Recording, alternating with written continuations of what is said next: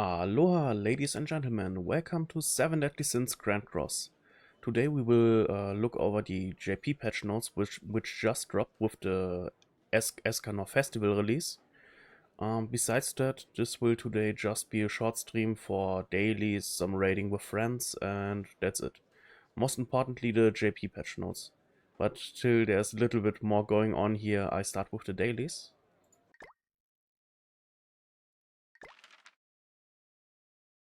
Oh, I see the dailies are now dropping these materials like directly. Because before it was, I think, 2 dailies which could drop 2 chests of this stuff.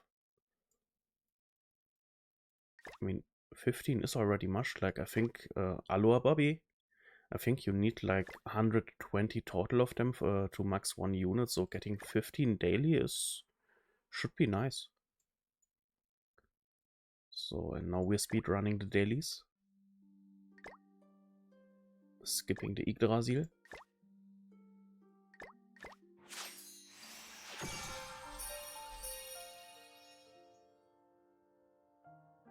Come on, we're zooming these dailies. Boss battle.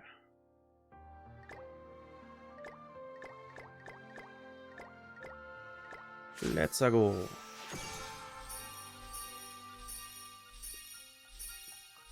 After most dailies are done besides the raids, we will start going over the JP patch notes.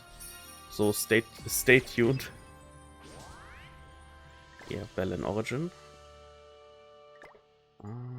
PvP. No, Forza Aggress.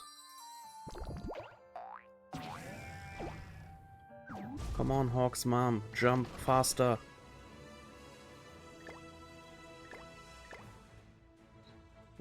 Where are my Halloween units? There are my Halloween units.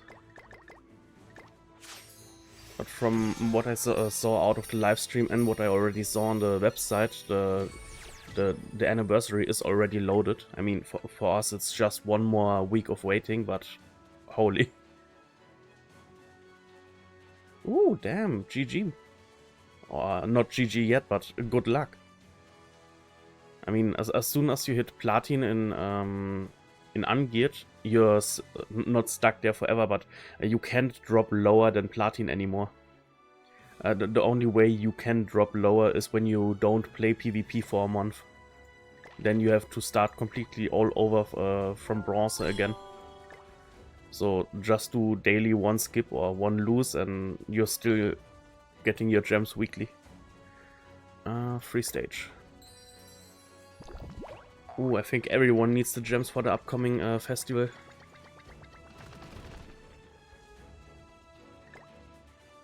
So, free stage 1.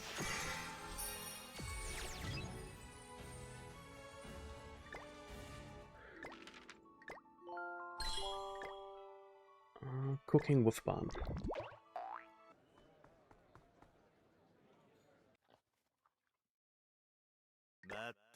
Matero. Easy 1 fast pudding. And of course, don't forget to get daily your Vanya Ale. Your Anya Whale. The Anya Whale.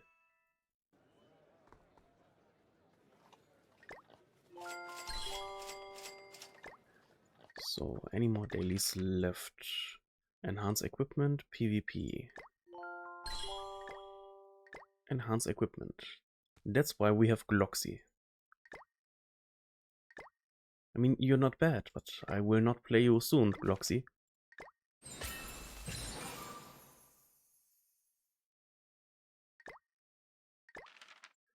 And PvP. Yeah, the weak point AoE team is kinda awesome for grinding. Like normally your first weak point card per turn is already doing the kill, and when the game sees you have another weak point the next turn, it always plays the weak point first. So HP.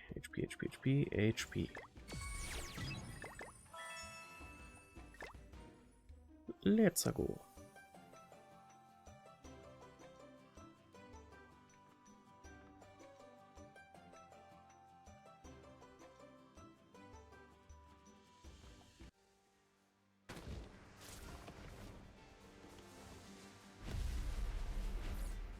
I see. The human Naofumi. Okay, this is... Okay. PvP done for today, ladies and gentlemen.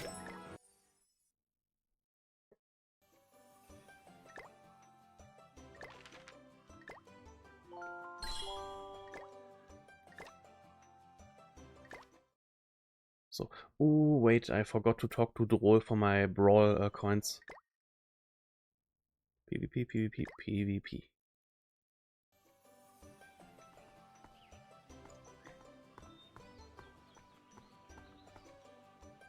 Come on, Droll.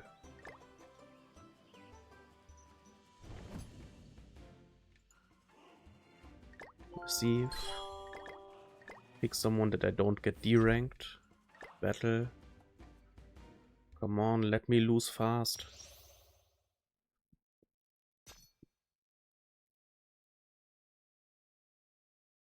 Could you please lose faster? Thank you. So, the team.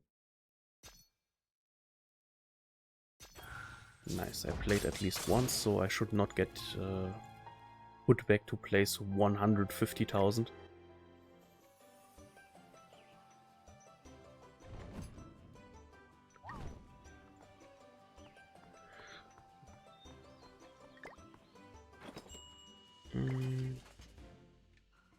Okay, they merged the two chalices to... Okay, that's actually literally okay.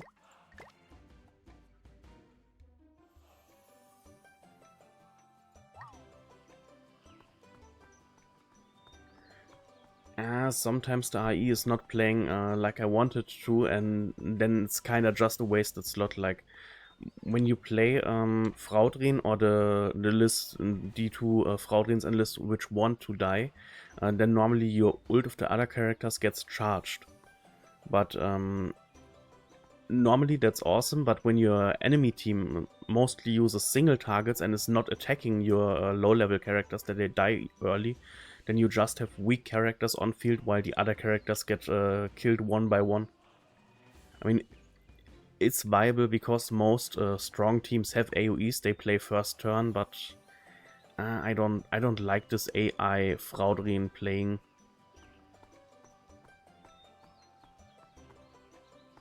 And to be honest, it's not really that important to sweat in Brawl. The moment you hit, I think 20k in Brawl is where you get your daily 1.8k points.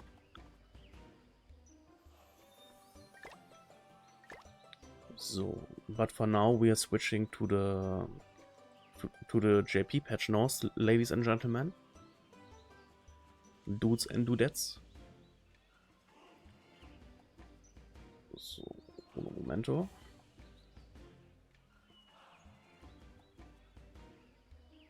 Okay. Right now I'm kinda sitting a little bit in the way. Nothing we can fix by moving me a little bit. So, for now, of course the 5th anniversary festival unit, it should be known by now, is Escanor, the Indomitable. I hate this word. So he will, like most last festival units, be a base UR unit, so he will just eat UR pendants to get a limit broken. He will be green like Chaos Alpha. And yeah. For his move, there are already leaks online. You can also check out Nagato or how's it called? Nalut's YouTube channel for this. But basically he has a single target attack, AoE attack, and his whole mechanic is basically when a unit makes single target damage, like with Crazy Roxy, you're making extra damage. And against Tamil users, the extra damage is nice because Tamil is not healing the extra damage instances. Besides that, when Escanor dies, he gives the whole team, only 7 deadly sins and humans, the same grey debuff he started with. And I mean, the grey debuff he starts with is this, that single target skills are doing the extra damage. Besides that, he has Mael's Grace implemented in him, which means when you equip this Escanor to someone as a friend, that someone gets Mael's Grace. And I think it's not the same like the normal Mael. Like the normal Mael Grace is increased damage by 20%. This Grace, I think, is increase crit defense or defense and HP stats by, I think, 10%. But I'm not sure if 10% is... wait, Graces don't level up, so... yeah, 10% is already the whole thing. So, we will get the last story chapter of the 7 Deadly Sins. So, chapter 30 will literally our last chapter, so all the players can get their gems for finishing chapter 29 and completing, of course, chapter 30. And with the end of this story, they announced in a later update that they start with bringing the 4 Horsemen of the Apocalypse story. So we're getting the 4 Knights. Besides that, these are the new cosmetic, of course, for the new Escanor. A king outfit, his OG sun armor outfit, then this one. There will be, of course, new artifacts that we will get out of this, but I'm not sure what the artifact does right now. I'm just seeing that it's for PvP, and of course it will scale up while leveling. There are 2 new holy relics coming for Traitor Meliodas and for Derriere. Traitor Melis holy relic will be PvE only, and what the effect does, basically when you use a single target attack skill, increase his attack related stats by 5% up to 25%. And when you play a normal attack card, a regular card, which is kinda weird quoting because single targets could be also a normal attack card. Yes, I think Traitor Melee is one of the melees you get from one of the upcoming banner down in the patch notes, or you can choose from one of the upcoming things. But yeah, basically his passive is when you use single target attacks, his attack related stats go up by 5% up to 25. And when you use regular attack skills, then you remove 1 debuff from, not from your enemies, from your allies. And Derriere basically got a knighthood rework, I would say, with her holy relic. Of course it will give stats, but it also does, when you play a card with Derriere, you get HP increase by 5% for 3 turns, up to 3 times. So you can, this will be most likely a blue buff for Derriere, and you can get up to 3 HP blue buffs for her. And the second part of her passive is when the first part is maxed out, so when you have 3 HP blue buffs from her own passive on her, then she additionally gets for 2 turns a 20% crit chance increase and 80% crit damage increase. So similar like LR Zeldris, but not with Zeldris insane amount. So they made it a little bit easier for her to crit, and when she crits way harder with 80% damage increase. And because this is for 2 turns, this will also be blue buffs, so with her new holy relic, Derriere can get up to till 5 new blue buffs. Together with Vile, this already will be a 30% crit chance increase and a 120 crit damage increase, which is kinda bonkers. Besides that, the coin shop will, of course, because while there is a festival, you can trade festival coins for other festival characters, like always. Then, okay, this is just diamond bundles, so this is only for people who actually pay into the game. There are the normal gem bundles where you get normally a few tickets out of them. Some special gem bundles for because it's anniversary, because your player rank is that high, stuff like this. Yeah. Cosmetic push items for people who want to pay and not to grind them like insane. One free, not free, 1 gear set to buy. Like you get the whole thing, SSR 5-star plus 5. You get 60 engravement stones and the stuff to engrave it. So you can basically engrave 1 HP defense set on a unit. Yeah, paying is OP, but paying can... I don't want to talk down on the pay-to-win players, because the people paying into the game are actually the people keeping the game alive. Because when Netmarble would see no one is buying stuff in Grand Cross, there would be no need for them to keep producing stuff for Grand Cross. And even though it's pay to win, most of this you can still compensate by just ultra focusing on the team you're playing. Like, yeah, they can buy SA coins. Okay, they can max their units a little bit faster, but when you just concentrate on your PvP team, then you can also fastly improve your team there. For cosmetics, you can... that just basically shortens their time to max cosmetics of a new unit they pull. For us, it's just spamming raids over and over and over again, or buying the cosmetic stuff out from the final boss shop, event boss shops, from the knighthood shop, and there are tons of ways for us to get it. We just need a little bit longer. And gear, to be honest, when you play the game longer, gear will not really be a problem, because you get tons of free gear from events. You get when you skip your free dailies, you can just skip the gear daily missions, like they are in Vanya, in Ordan, in Dalmali and stuff. And all of these cities have specific gear missions where you clear them 8 times, you get a guaranteed SSR piece for free.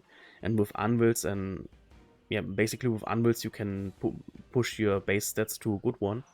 But I, for myself, I most of the time grind them till I get one with good base stats, so I don't have to waste Anvils to push the base stat.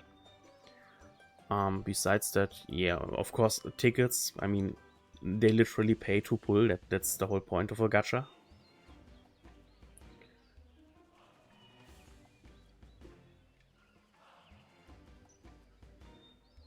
I feel you there. The first time maxing a unit is... it's an awesome feeling. I mean, it lets you put out some endorphins. It's pushing your hormones. You're just getting totally happy and everything. And I mean, that's also a part from which gacha live. That people get addicted to this feeling and keep doing it. But yeah, this is just a big bunch of a login bundle. Like, you pay...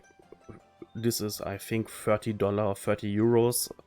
But for this you get a 28-day login stuff. So even though you have paid for this, you still have to log in daily to get your stuff, which is, I mean, that's normally also part of the gacha, that you keep playing. But now we are leaving the pay-to-win area, and this is again free-to-play. Yes, this whole... all you see here is basically for 30 euro. Day 1 login will be 30 gems, day 2 you get 10 LR seals, but like mentioned, this is the pay to win area. This is for us free to play players. It feels kinda wrong to say free to play and then players. But yeah, they announced that there will be 300 free gems for the players. And these are basically the 300. We get on the first day 40 gems, like a free multi. And then each day we get 10 gems till the end of the month. Because in-game months always get handled with 28 days and not a full 30 or 31 days. They had to cut the 20 gems for day 29 and 30. And that's why we get these 20 gems on the first day already. So day 1 is already a free multi just for logging in. And yeah, a total of 300 gems, of course. Then we will get daily in the in-game mail Hawk event tickets. There is basically a Hawk event where you can use these tickets to get random rewards from Hawk. And Hawk has basically boxes. Like, in each box he has, there is like 15 or 20 items. You can use these tickets to get these items, and when you complete the Hawk box, then you skip to the next one. And in these Hawk boxes, we will get some free units on not max level, like level 90 UR Full Awakening. And there's some other awesome stuff, but I think the Hawk box event thingy will appear more down the line. Basically the start dash gacha. Last week they removed the start dash gacha from global, or from I think also JP, because they reworked it. Basically they changed the units you can now pick from the start dash gacha, and they added something insane for for the 600 pity. Basically each day for the login you get a stamp you can of course use to stamp the card, and I think when one card is fully stamped you can make basically a free multi, and there is I think a duration for how long this will go for free, and after the free duration you can still use gems to make the last pulls on the banner to get the units. Basically you hit pity 300, then you can choose do you want Traitor Melee or do you want the first Light Goddess list, and to be honest this is a no-brainer. I would go for Traitor Melee because the first Light Goddess list is kinda outdated by now. The second step is 450 pity. There you can choose between the newest Festival Merlin or the Light Escanor. This is, to be honest, kinda a hard pick because Light Escanor right now can be used, but he's ult level depending. So when you don't have him on high ult levels, he will just die fast in PvP. While Merlin has still a bench passive, or basically a bench Holy Relic, which makes her more usable for 7 Deadly Sins team, or Unknown team, or just as AoE farmer when you don't have the weak point team. And step 600, you actually get to choose between LR Ludociel or LR Lostvein. You heard me right, when you choose them, you get them on LR, so you don't have to waste 100 LR seals on them, in case you have one of them not already evolved. Yeah, I can, that's I would say it's a tough one, but I still would go for Lostvein because most people will have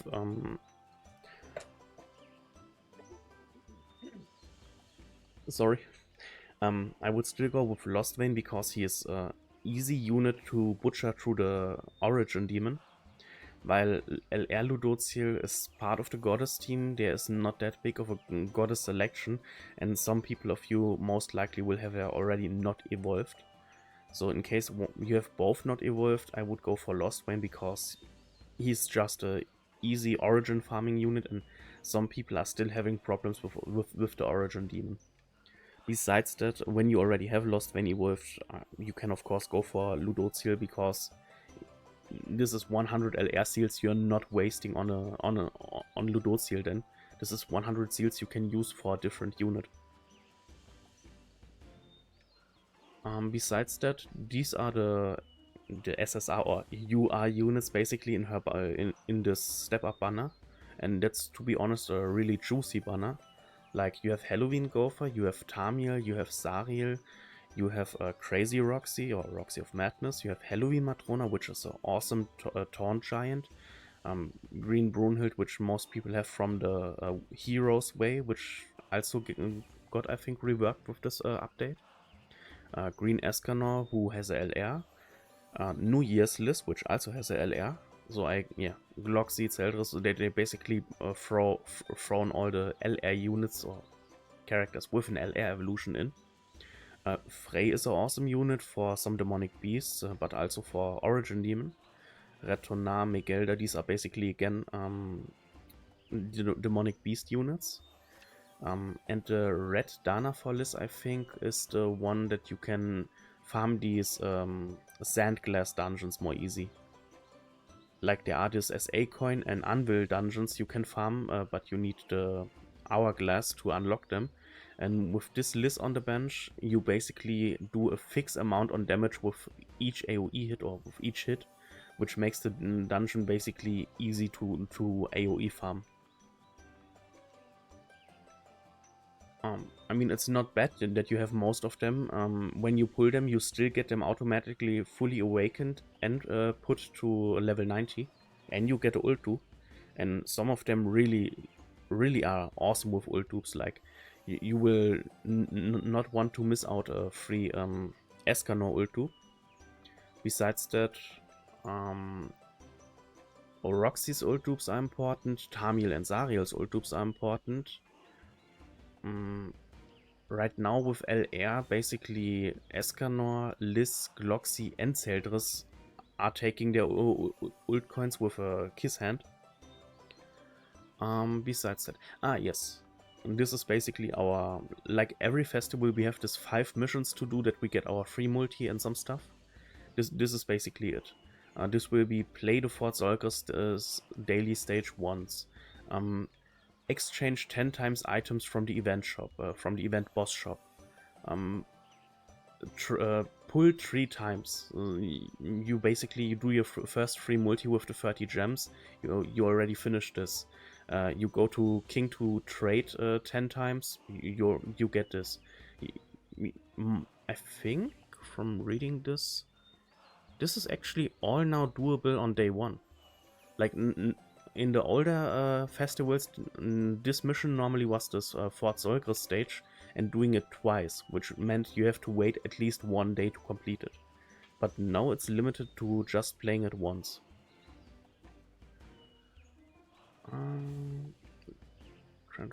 Jumping box.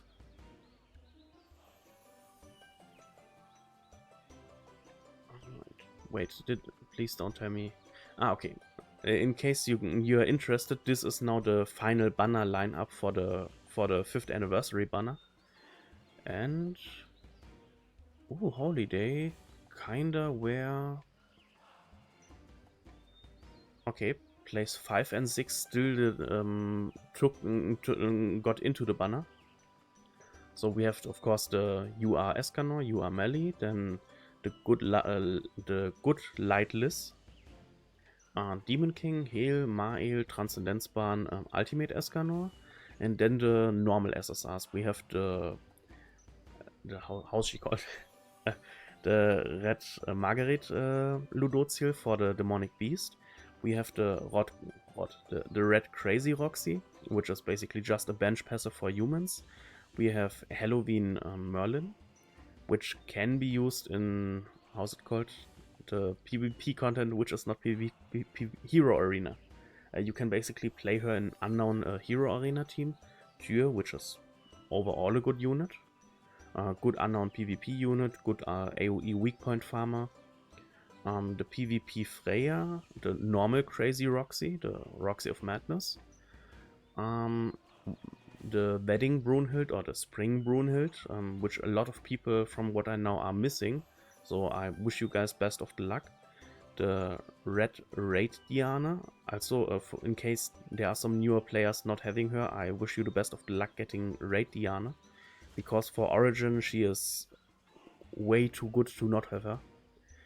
The Spring Liz, which sadly you will get for free from the event I show you later. Jelly King, also a good weak point AoE farmer and good for the Hero Arena Glass Cannon team.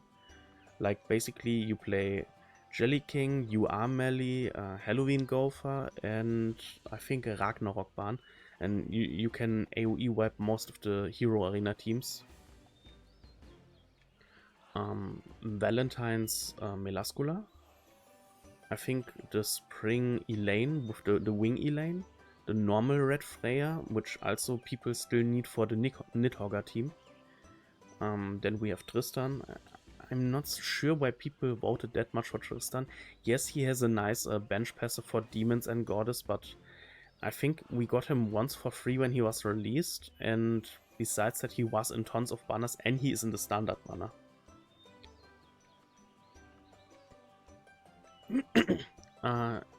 To be honest, I need not a ton of them, but I need ult dupes and I need, of course, new festivals. Like, I'm missing the... by the way, good luck to you, Beck.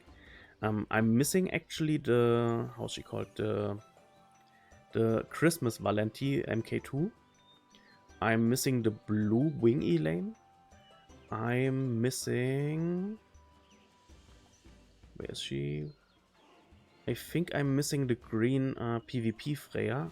Besides that, I'm mostly missing ult coins.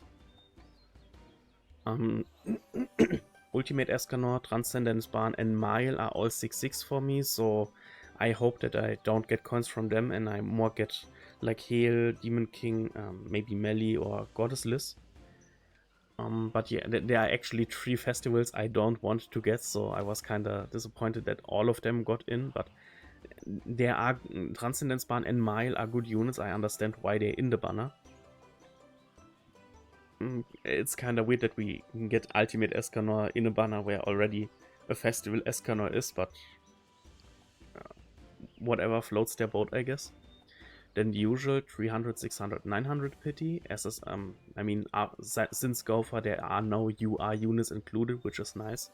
Because now we have 2 UR units in the banner. It would be kinda really bad when we would not get Melee or Escanor out of these possible. Yeah. Then there's of course the same, but with a higher pull rate for SSRs for the people who paid for the special tickets. Yeah, I mean, this already we talked about.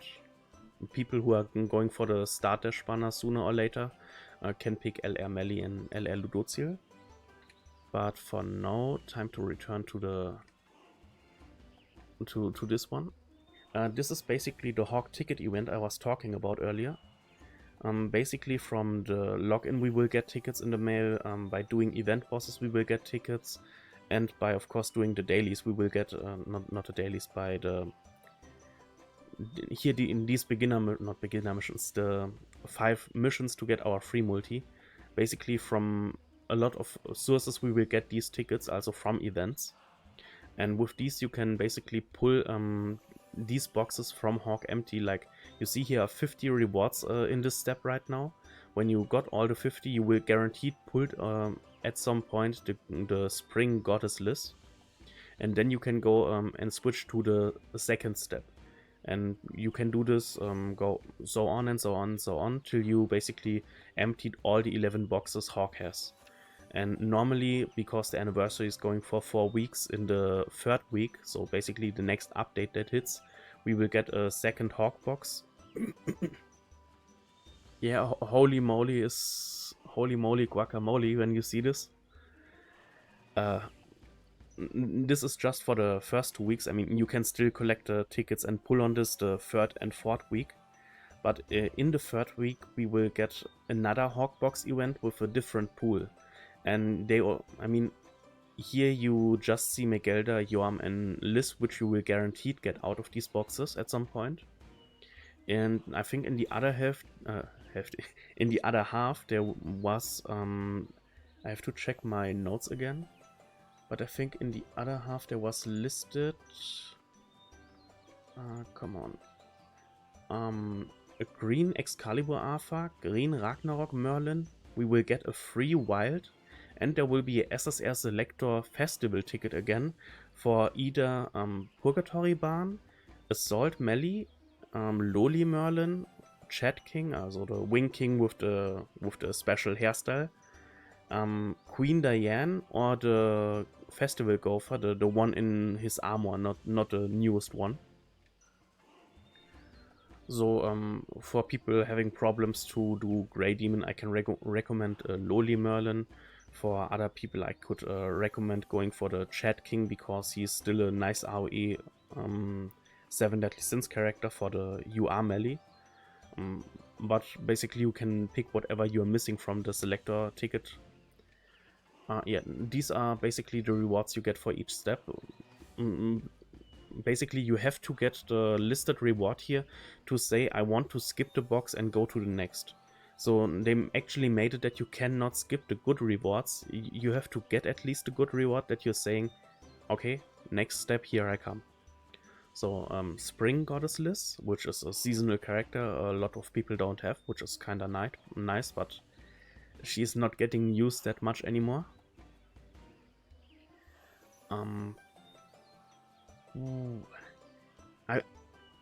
You're already playing for more than a month, and don't forget, you just got most of the collab units, Bobby. When you now make a second account, you will not have any collab units on it. So try to avoid this. Also, managing 2 accounts is a burden. I'm talking from experience here. Yeah, step 1 has Spring Goddess Liz. Step 4 has Jormungand, which is for the deer, you definitely want to get her. Step 7 is giving you Megelda, which is for the bird, one of the best units you can have. Of course, she needs her Holy Relic to work, but Jorm also can make good use of her Holy Relic. And to get her Holy Relic, you basically have to play the deer and the bird more. Step 10 is actually a free multi again. And all these boxes you see right here are, how is it called? Equipment boxes, gear boxes. Like here you will get complete R or SR or SSR gears. You can basically directly throw on your units. But I think the last anniversaries were... in the last anniversaries, this were just HP and defense sets always. So for to push your box CC, you can basically throw this on your R or SR units, like Jillian can make use of this, Twigo can make use of this, Mamas can, Alioni can, but yeah. And of course, I mean, that's the first half of the anniversary event. There will be a second Hawk box event. Okay. The 1-star and 2-star boxes contain these items.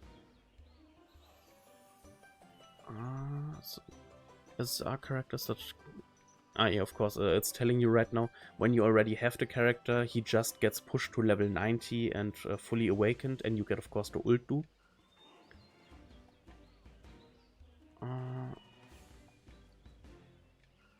And these 1-star and 2-star boxes contain actually all of these rewards. So when you get these boxes, you get 10 engravement stones, 3 of the blue stones you need for engravement, 200 anvils, and a little bit of demonic beast stuff. Then of course our boost event, like always. While time is running, the bar is filling, and with the currency from the bar you can basically activate some boosts. Like for 60 minutes, a 50% spawn chance increase for the raid bosses, or a perma drop increase for the red demon and stuff. Aloha, I know you. How's your day? Right now we are going through the JP patch notes for the upcoming festival banner.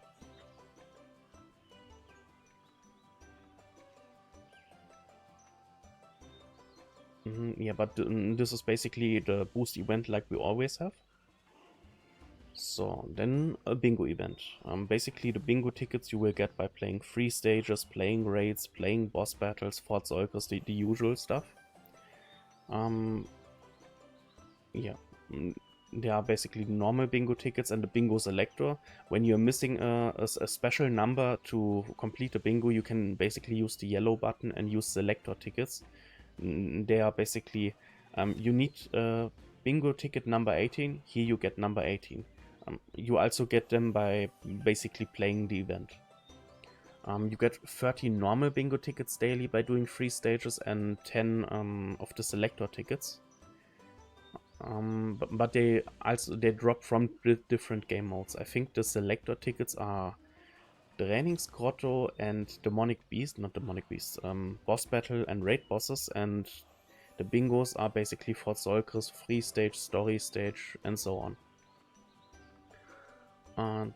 These are the normal rewards in the normal bingo pool when you make a bingo in a row. And this is of course the reward for each step you get when you complete the whole board. Like the first board clear will give you SSR pendant, the third board gives you 3 SA coins, and so on. Yes and no. I show it soon to you. Or let's go back up. Basically, last week they removed the starter dash. And because they removed the starter dash, they basically reworked the starter dash. And from the starter dash, you get for the beginning of the event basically 3 multis, or here you basically can see the stamps. For each login, for each day you log in, you basically get a stamp, and with a stamp you can make a free multi. And when you hit the pities 300, 450, and 600, Aloha Moon Manolo. I'm not good at Spanish or Italy. I can only keep doing this on English, sorry. Yeah, basically for each login day after the start dash gets released, you're getting a free stamp, and with the stamp you can basically make free multis. When you hit 300, you can pick between Traitor Melee and the old Goddess list. I would say pick Traitor Melee. 450 has Merlin and Ultimate Escanor, and that depends on what you need for your box. And Pity 600 is actually insane because you can directly pick LR Lostvein or LR Ludociel. So when you miss one of them, it's an easy pick. When you have both of them not already LR, then it's a little bit more harder, but I would go for Lostvein because he is an easy origin killer. Okay, now to Moon Manolo. What I think about the new Escanor. Hard to tell.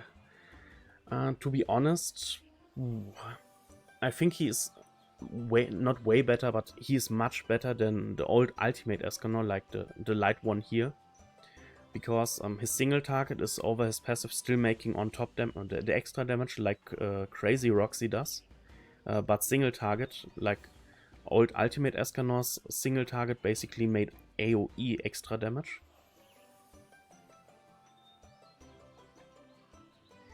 There is no only correct answer. I mean, the Festival Merlin is still an awesome bench unit for 7 Deadly Sins teams. And she's also a good AoE unit for UR melee.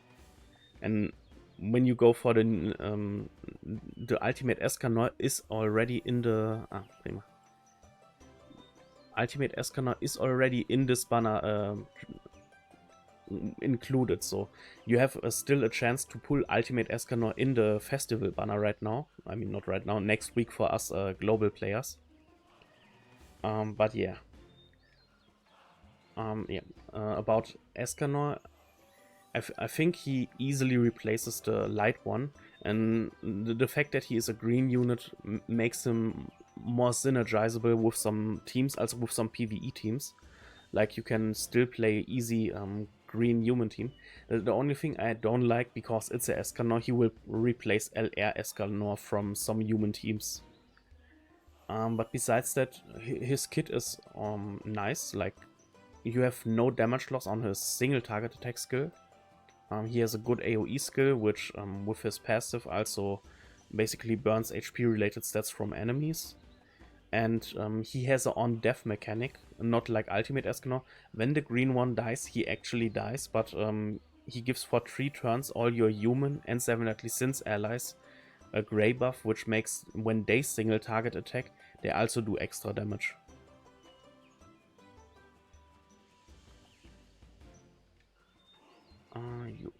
No, the UR Escanor they announced is green, the new one.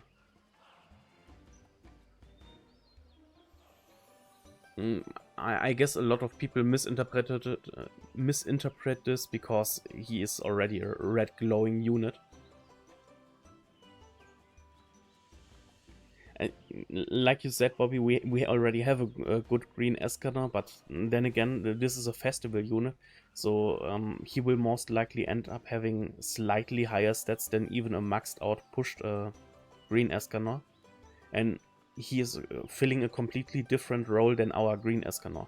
Like, our green Escanor wants to live as long as possible and being on the field while increasing the damage the human do, while this Escanor is a menace while he's on field and even still a menace when he's dying and pushing the own team. So even though they are the same character, they're doing partially completely different stuff in teams. But back to the JP event notes. Yeah, like mentioned, the first Hawkbox event will give out Springless, Jormungand and Megelda for free, which are, like mentioned before, a good deer unit and a good bird unit.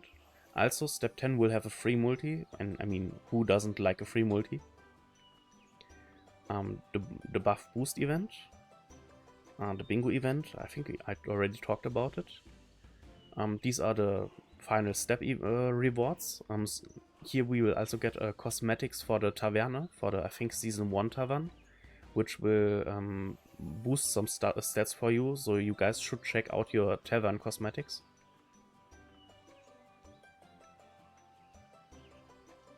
Yeah, Red Freya would have been a way better pick. Like, for your box, for most boxes, this is nice that they put Springless into, because when Springless was released, I think this was directly in a festival update, so nobody pulled for her because she was not even that good. And because she is a seasonal character, most of the time the seasonal banner happened to be when there is right now a good banner, you don't want to go for the seasonal one. So for people not owning this list, this is nice because it's free. I mean, it will push your GP because you literally get her level 90 max awakening. So I think you get like 60 or 90 GP already out of her. Oh, I think it was 48. But besides that, I mean, free unit is free unit. And like mentioned, there will be a second Hawk box event. The second Hawk box event will give out a wild for free, so Hawk's brother, or Miles' brother. We will get a green Ragnarok Merlin on level 90, which is right now important for the Ratata score, or for the red basically, for the squirrel. Checking my notes again. Yeah, in the second Hawk box event, basically we'll get another green Excalibur Alpha for free, and green Excalibur Alpha literally just got all the time just given out for free. He never was actually pullable. We will get Wild, we will get Red Tonar, and the last step of the second box event will have a festival selector ticket. The 6 festivals you can choose from are the Gopher with his armor, so the HP scaling Gopher, the Assault Mode Meliodas, the Loli Merlin, Purgatory Barn, Queen Diane, and Chat King. So the Wing King, but with his Japanese 80 looking hairstyle.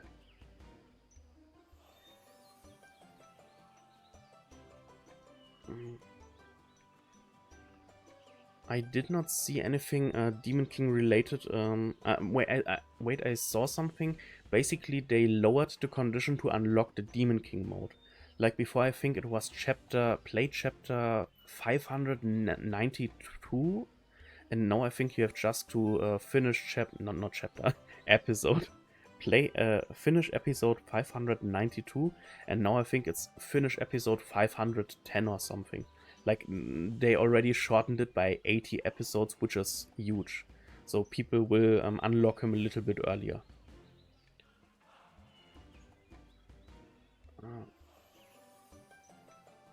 Nice. Oh, okay, then no, GG already for hitting 500, I think 80.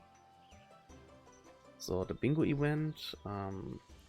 The event boss. Our first event boss with the anniversary will be actually Katze from the story. Like always, it's the event boss, so 5 tries daily. Yeah, he will be a dark type. I'm not sure what his passives will be.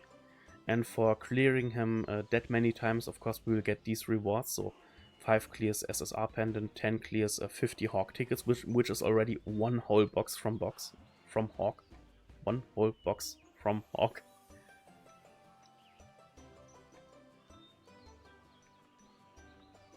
Yeah, for the Hawk Pass, I think they reworked the Hawk Pass. Now it's going up to level 30, which is not important because I think the free rewards still end at level 20. And they removed daily missions, but I think they made weekly missions for this. And in the weekly missions, there is, I think, a Demonic Beast section. I think they did not include the Demon King for this into it because people can much more easier still unlock the Demonic Beasts to try them than actually unlock the Demon King.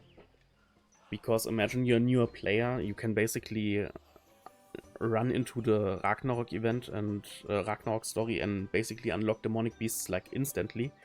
But when you're a newer player, you cannot rush to episode 510 in the main story and unlock just the Demon King. So I think in the weeklies there are now the demonic beasts included. I guess to also animate the players to play them a little more. Because there are still a lot of players not having the right units for it, or not trying because it's kinda annoying at some points. Yeah, this is basically Katesiv's event shop for now. From what I see, he will not have LR seals. But you see, you can already trade the currency you get from Katesiv to other event bosses. And because the anniversary is going for 4 weeks, there will be 3 other event bosses coming.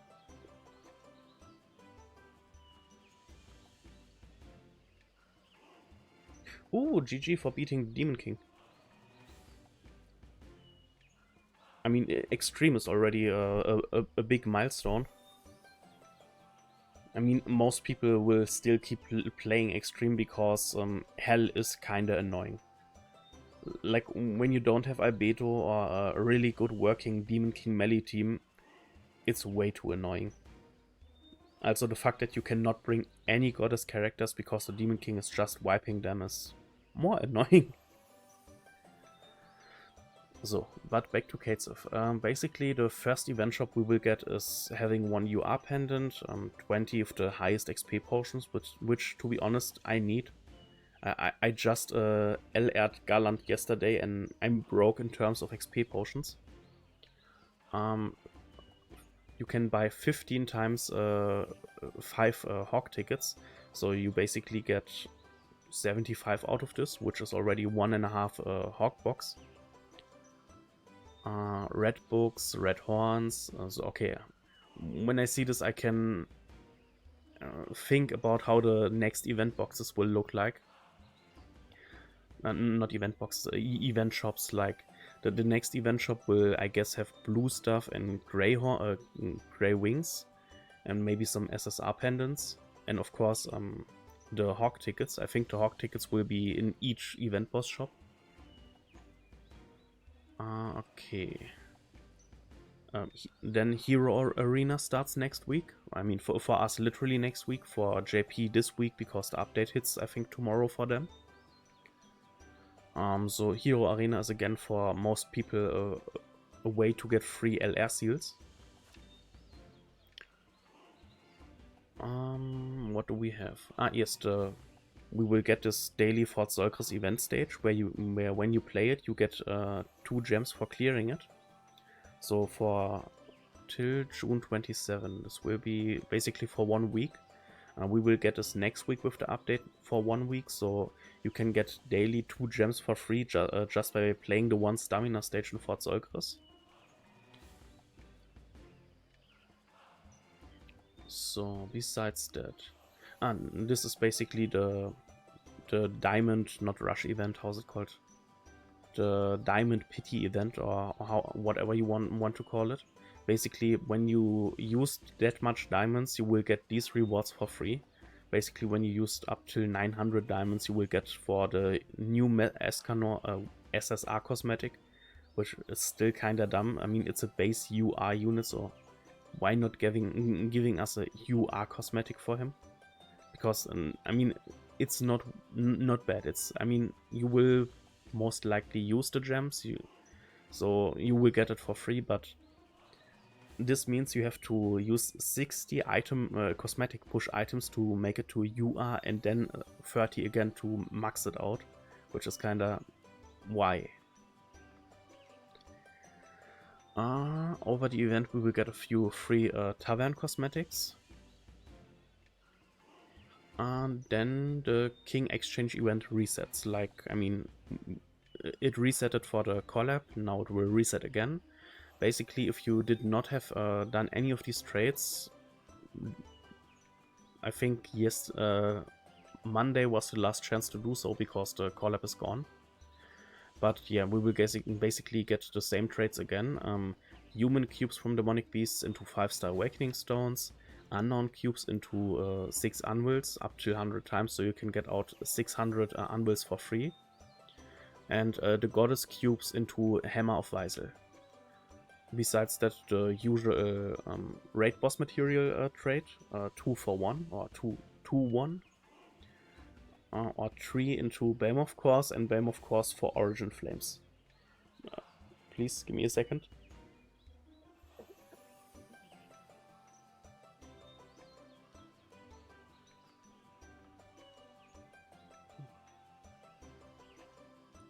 Okay, I'm back. My voice is kinda dying from talking so much. Yeah, there will be the usual traits. 2 engravement stones for 1 hammer of Weisel or backwards, and like 2 hammer for 1 engravement stone.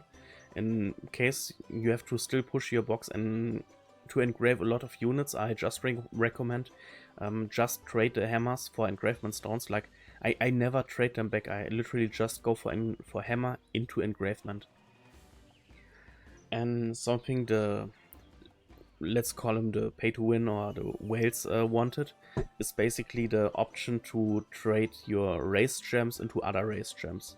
I mean, yeah, I think there are also some free-to-play players who kinda got shafted by RNG, so they are also enjoying this, but basically you can pick 4 race gems, like 4 human gems, and make 1 demon gem out of them, or demon shard, whatever you want to call them. This is basically for people who kinda got unlucky and like got tons of fairy or giant stones, but they want to true awaken their humans or their demons or their goddesses. And besides this 4 to 1 trade, there is this basically 20 of the race gems into a LR seal up to 30 times. In my case, this will most likely not happen because I still have to... I think the only true awakened characters I have right now is Queen Diane and LR Liz. I mean, it would be nice to get the LR seals, but for me right now there is also everything LR, which is to LR. Besides that, yeah, we get the character enhancement event up, so you will have a higher chance to get super and ultra success by using XP pots. You will have a higher chance to get more stuff out when you disassemble stuff with Diana. Double skip tickets from patrol dispatches. Ah, nice. So you don't have to unlock the double skip tickets from this weird energy event thing. Yeah, the usual cost of engraving equipment will be reduced by 50%, and removing the engravement is basically free. Then we have this special hawk tickets, like there will be 3 free-to-play tickets and 3 you can buy to get all of this. But basically, with the 3 tickets you can pick 1 of 6 chests. You will not know what's in there till you picked it. And when it gets open, you basically get everything what you see right here in a raw. Like in one box there is 25 gems, in one box there are 300 anvils, 20 hammers, and I mean you see there are tons of stuff you can get. And it's basically random what you get when you choose. When you get the 3 free tickets and the 3 you can buy, then you basically get each of these items once. Because you cannot get anything from this double. Like when you picked the middle box with the 3 pendants and you use the second ticket, you will not get this box again. Because basically when you got this box, it's out of the pool. Then there are only the other 5 left.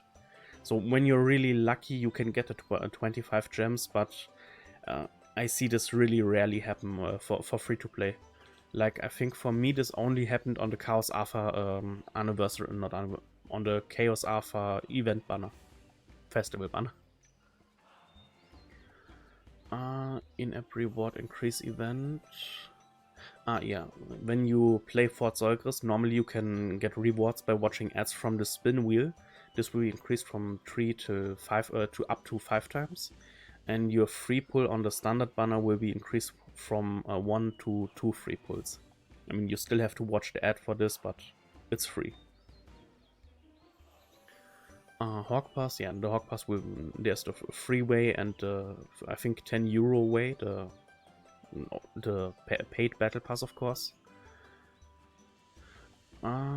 Yeah, this is okay. The free way goes now up to 25, so I was wrong. And this is basically the paid way, which is okay, I would say. Still not that insane. I mean, before it was, I think, yeah, step 25 was a SSR ticket. Now they added a UR pendant and 10 gems for the last. I think they moved the 10 gems. I think the 10 gems were a part of the level 25 for the paid way. Ah, okay, the Hawk passes. This is more interesting for me. Yeah, Gelder is still in the Hawk Pass, but the next time we will get a new Hawk Pass, Gelder will rotate out. So if you're still missing Gelder cosmetics, of course, when you have Gelder, then I can only recommend grabbing them now with the next Hawk Pass. Chaos Alpha is now getting a new cosmetic set in the Hawk Pass. From what I saw, this is basically like a Kendo trainings outfit, like a samurai lookish outfit. Yeah, and then we have the Gopher Archery set, which just rotated in the last Hawk Pass. There will be new cosmetics for Yorm, which, to be honest, I will most likely go for them because I still have some free slots to fill for Yorm. Yeah, and there are some older cosmetics. I mean, Freya, I think, rotated last or the second last Hawk Pass in. This King cosmetics, they were free to play back in the day. Now you can get them still out of the Hawk Pass. When you have the whole set for King, basically when you dispatch King for patrols, he will bring you one extra skip ticket home. Not sure if it's worth the 90 gems or the sheer amount of Hawk points. Besides that, they added new items into the Hawk Pass, so basically you could buy SSR or UR pendants from the Hawk Pass. Anvils and Awakening Stones and XP potions will, I guess, not bought by anyone.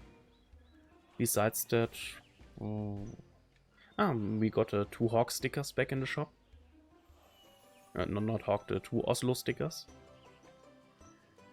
And I think we are reaching the end of the patch notes, because this is like always the mission stage we get in Fort Zolgris, which is for a whole week, and then it rotates out for another mission stage. Like when you play the 4 stages the event stage has, you get stamina pots. When you do the 4 missions, you get also each time stamina pots. And when you completed all missions, there are 2 free diamonds or gems. Oh, they have still something coming. Improve the structure of the main screen tavern world. They basically reworked the UI a little bit. Basically, you have a button to access it more easily without going to the quest button. So here you can basically check your start dash, how far you're in the start dash. The hero's way. Reorganization of daily mission and addition of weekly missions. Okay, weekly missions are... Okay, now I get what I know you wanted to tell me. There are really weekly missions coming, not just Hawk Pass missions. Okay. Existing weekly events will be deleted. Weekly missions are updated every Monday. I mean, the usual. So they reduced, I think, this to... Wait, no. I think they deleted a few of the older missions, but we have now a few newer missions. Like here this one is, I think, the boxes you can get from the Demon King. So you basically get 6 race shards for free and 2 SA coins. No, wait, existing weekly. Are they talking about weekly missions in terms of the regular missions you get each day? Like there are, yes, we have daily missions, but we have daily missions which happens to be each day, and we have some daily missions which happens to be just on a few days. Like Monday and Tuesday is always this beat the Knighthood boss daily mission. I think the weekend is always this do 3 PvP daily missions and stuff. And that's basically what they kinda revamped a little bit. This is the new player login rewards. They basically push this a little bit hard. Newer players will now start with a few SSR tickets, gems, pendants, like 3 fully awakening token in the first week. You basically see what got increased. On the first day, you will not get 1 ticket, but 2.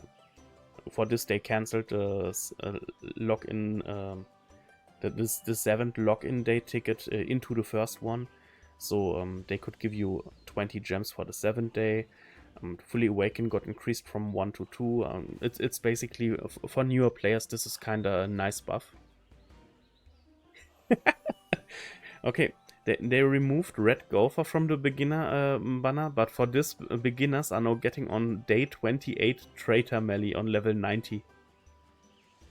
Okay, that's kind of... For newer players, this is awesome. But then again, for day 28, you have to be a new player and play for 28 days till you reach the Traitor Melee. And I mean, you can also get the Traitor Melee from the start dash, so there's no reason to do a new account, Bobby. I mean, for newer players, they basically get Traitor Melee from the login event, and then they can go to the start dash and pick, I think, the Goddess list. But the moment they hit this point in the start dash, they already had to choose, so yeah. And this is the login rewards for returning players. Basically, when you, I think, stop playing for 4 weeks or more, and then start playing again, then you basically get these login rewards for your first 2 weeks. Which is the SSR pendants got increased, 20 SA coins, 10 gems. I mean the SA coin increase for returning players is nice. They need this push. Gem got increased. Gopher got again removed for gems. But yeah, from the dev notes we had last time, they announced that they basically plan to remove the coin shop units and basically make a selector ticket that you can use SSR coins to get a selector ticket, and basically in the selector ticket pool there are only coin shop units. So you basically pay equally as much for each coin shop unit. Because right now when you wanted a commandment you had to pay, I think, 2 to 5 more SSR coins than for 7 Deadly Sin. So in case people want a Red Gopher, they can still go for the selector ticket at some point. Yeah, more Fully Awakened token, UR pendants, more SA coins. And for returning players on day 13, they get a selector ticket. Oh, they actually get a festival selector ticket. That's kind of bonkers. I mean, this is of course just when you're a returning player, so why not play? I mean, you don't want to stop playing for a month, because in this one month you could miss a collab, you could miss a literally a whole festival. So it's not recommended to stop playing just to get a selector ticket, because in a festival banner you could also get 3 festival dupes and then just pick the guy you need, or the girl. So, improvement of the top screen structure. Okay, instead of that we have this from top to bottom, now you have the menu points down here, from left to right. Not really a UI change I needed, but I guess I take it. Add master coin rarity. Yes, that's something they also mentioned in the dev notes. Basically, they you get this master coins when you pull a dupe of a UR unit, and basically they now already added a UR section in the coin shop, like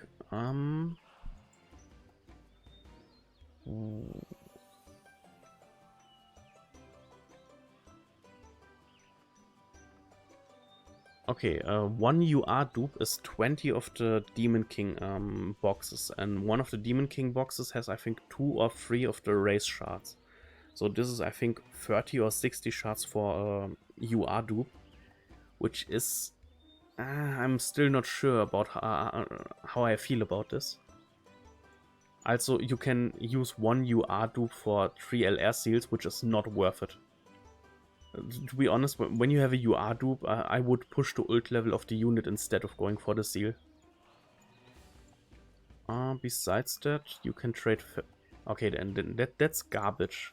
You can trade festival coins for demonic beast stuff, and to be honest, you can get this by beating the demonic beasts over and over again, so there's no use in wasting your festival coins. I mean, pay-to-win players can do this because they may be sitting on too much of these coins and not really needing them anymore. But besides that, some different chests. Not sure what the chests right now have in stock. Could you? Thank you. The SR section. Okay, they added now the green pizza pieces. Because before you could use SR coins for to get the human and the unknown pizza pieces, and of course the giant pizza pieces. But now there are also the green pizza slices, which I think are mostly needed by Nidhogger units and I guess Ratatoskr. Yeah, and they also announced that they basically evened the trades, because there were some trades where you better off trading the stuff in the R coin shop than the SR coin shop. Or like you were better off trading SR stuff than the SSR shop.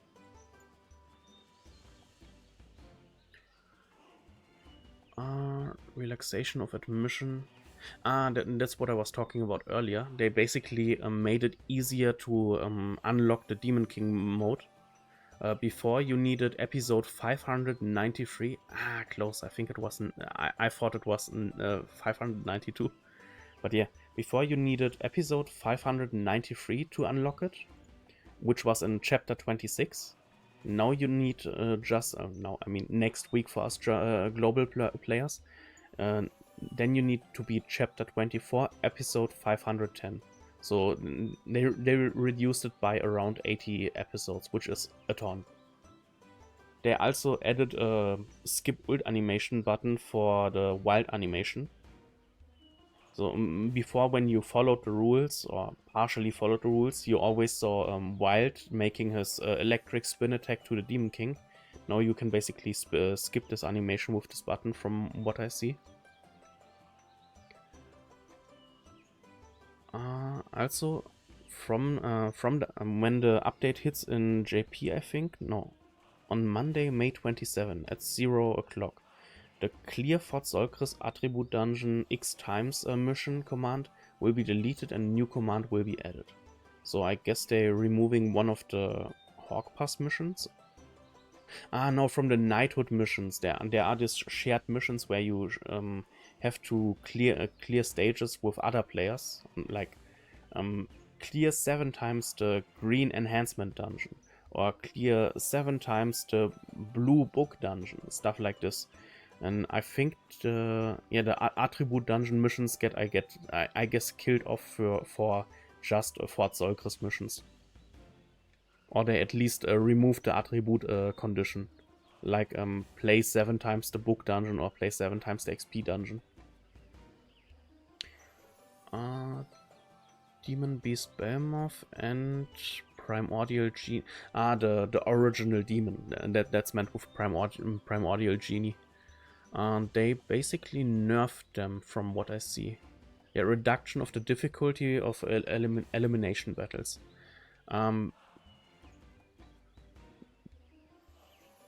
Okay. Before it was for each HP Aloha Kevuri. Basically, before it was for each 1% of HP you drain from Behemoth, his stats increased by around 1%.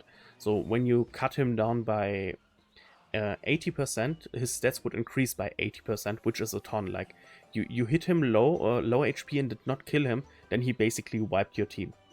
And now they made it for each 5% HP he's losing, he gets 1% stat increase. So basically, when you now hit him half health, he will just get a 10% increase. And before, it would have been a 50% increase. So This is a huge nerf for Belmoth. Primordial Genie. I think this is the second phase condition. The how's it called? When you hit him below 10% HP, or no. His second phase condition was when he's falling under 20%. Then he's invincible until he healed himself over 20%. Is this for the ranged attack stuff? Like you have to hit him. You have to cut 10% of his HP only with ranged skills. Then he is again hittable with physical skills. Oh, I mean, worst case, we can wait till next week to see what this is. But overall, Origin will also get a nerf, which is okay for me. I mean, I don't have any problems with him, but for newer players, it's still nice. Increase the maximum number of memory crystal slots. Before, your box were only able to keep 99 of the memory crystals, and then of course make the next stack of 99. Now they made it that you basically can store 999 in one as one item. Right now they're bringing a lot of updates to clear up our boxes. Yeah, newer Hawk Pass missions and reward reorganization. I mean, we are going over this. They basically increased the Hawk Pass by 5 levels, added some new missions and stuff. Okay, fixed an issue, and this is basically the bug fixes. They fixed an issue where the special combat effect was not applied correctly when Lord of Clams, Crown Prince Sigurd, was formed to the left of Queen's successor Philo. Fixed an issue where the special the special effect applied by Philo, okay. Okay, I did not play them together in a team, so I did not have this problem. And fixed an issue where the game was forced to close when the app was enabled again after switching the app to the background.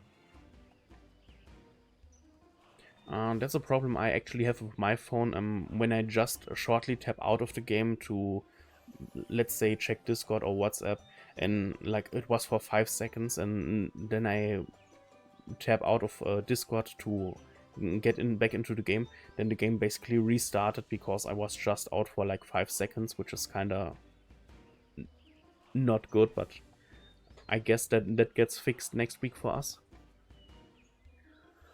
Also, they basically pushed the diamond shop first purchase bonus. Basically, before it was when you the first time buy anything from the shop, like 1 diamond, not that much, then you get 1 SSR ticket for free. 5 SSR confirmed tickets. And now they basically increased it from what I see to 5 SSR tickets, which for beginners is maybe a nice buff. Add characters to the permanent gacha. Ooh, okay, they added the Skadi we have right now. Give me a second. Yeah, failed to connect. Basically, this Skadi gets added next week into the race gacha, into the... Wait, I missed it. Into this gacha. Race Draw 1, Human Giant Unknown.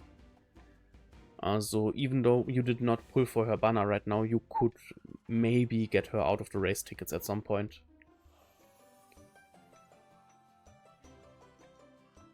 So, back to the patch notes. Yeah. The SSR cosmetic for Gopher will now end up in the Sacred Treasure shop. So when you did not hit 900 Diamond Pity, you now can buy it next week for 20 gems in the shop, in case you are missing Gopher cosmetics. With the addition of weekly mission, the admission limit for Demon King battle will be reset after maintenance. Okay, basically when you do your Demon King on Monday, and the update hits, because after the update we will have weekly missions for the weekly mission for the Demon King. They basically reset the Demon King next week after the update, so you can play the Demon King again on Tuesday. So basically do your Demon King on Monday and get one free reset on Tuesday. Quest materials for some villages have been changed. Switch to Source of Awakening will be changed. Good. After mental. Okay, on Thursday, May 16, after maintenance, the quest materials for village switches to Source of Awakening. We already had this update. I think they copy-pasted something from the last patch notes. Because what this means is basically in the 6 main villages, there are shops where you can basically get the awakening stuff, the chalices, the demon blood, the holy water, which is now merged into one currency, and these special awakening orbs, like where do I have them? This one, awakening source. Basically the patch note just said that they on the May of 16th, which is this already happened, they switched all the normal items you had in the shops to buy into this currency. So now you can go to a city and buy the finished currency. Which is, like I mentioned, it's weird that they mentioned this in the patch. I just see I still have my raids on. But yeah, I think this was everything. Yeah, we reached the end of the patch notes. So with this, I hope at least some of you are hyped or happy about what you saw in the patch notes. I mean, for us it will be next week, Monday to Tuesday, when this update hits. A lot nice stuff for beginners, nice stuff for returning players, the free characters from the start dash, the free characters from the Hawk event. There's 300 free gems just by logging in. There's tons of good stuff coming. King's Exchange reset event. Yeah, Hero Arena, so next week people can already start butchering the Hero Arena again. Besides that, yeah, that's it mostly. For now I will just do my raids, and yeah, in case you still want to stay around while we do the raids, feel free to do so. Besides that, have a nice day and hope to see you soon. Yeah. Okay, Bobby, now I'm ready for raids.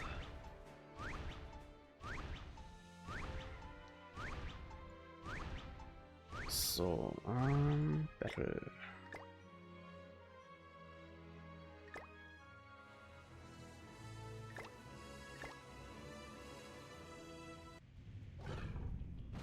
Yeah, the update next week is hyper. I mean, the banner is loaded, the free stuff from Hawk is nice. I'm actually happy.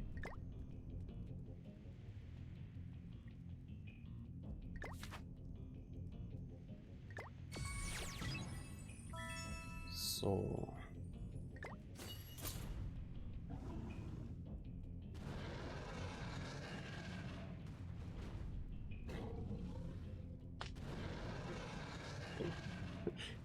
now I can finally drink something again. My voice is killing me right now.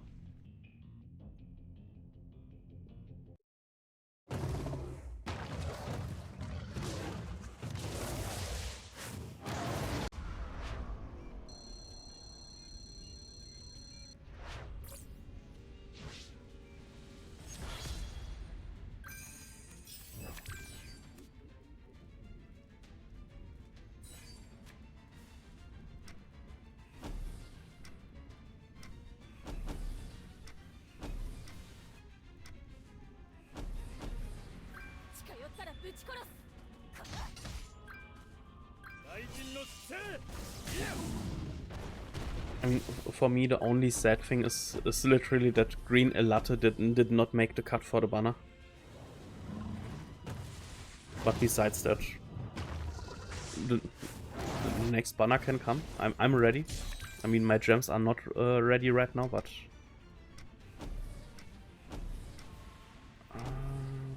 pushing Escanor.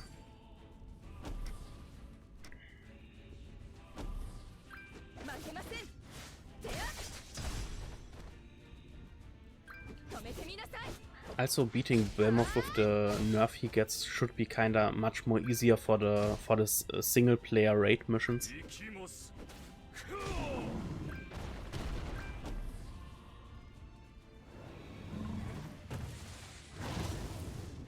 Nice when your gems are ready. I think I'm now around 500 gems, and I mean, yeah, we have still 200 gems via PvP gems incoming, or 250 gems. Besides that, I think I forgot to play a card, by the way. Besides that, let me think. I will get weekly 10 gems from Hero Arena. I will get my around 4 till 5 gems from dailies. I mean, I'm easy to go through for the banner, I guess.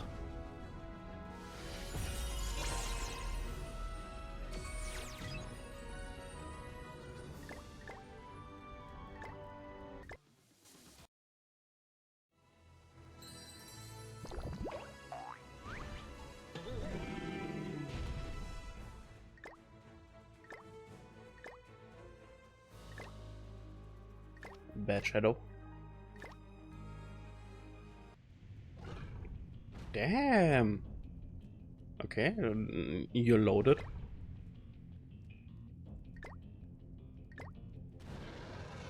I mean, you also will get like the 303 gems and daily gems and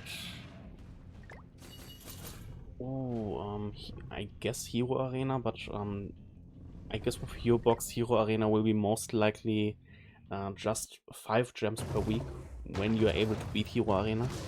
Because Hero Arena wants that you have at least 3 teams which can reach 200k CC.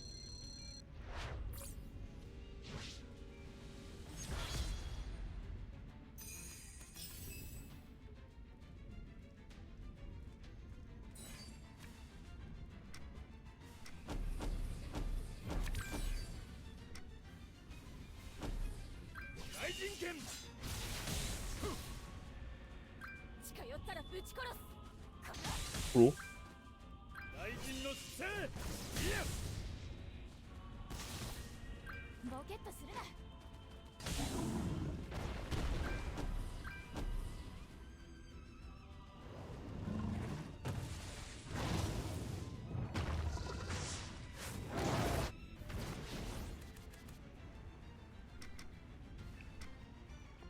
Escanor.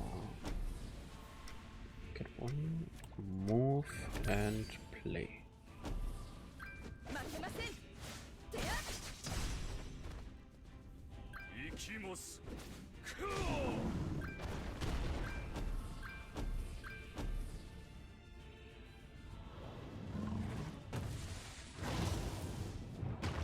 I would still like to know what the nerf for the Origin Demon is.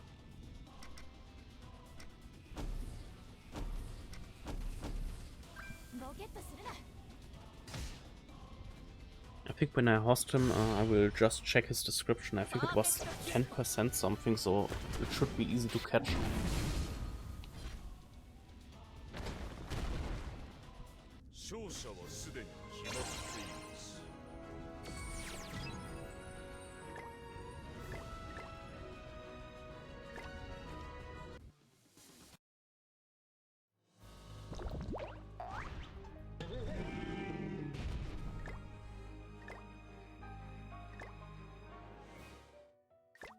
And another one bites the dust.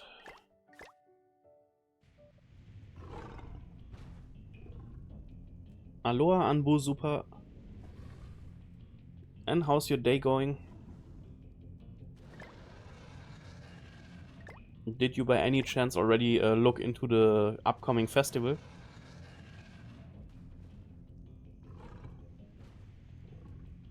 Oh,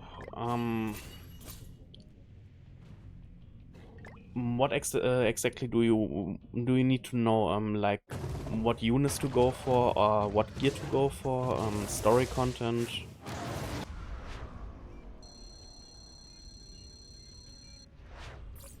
Like, did you start today, or how can I help you?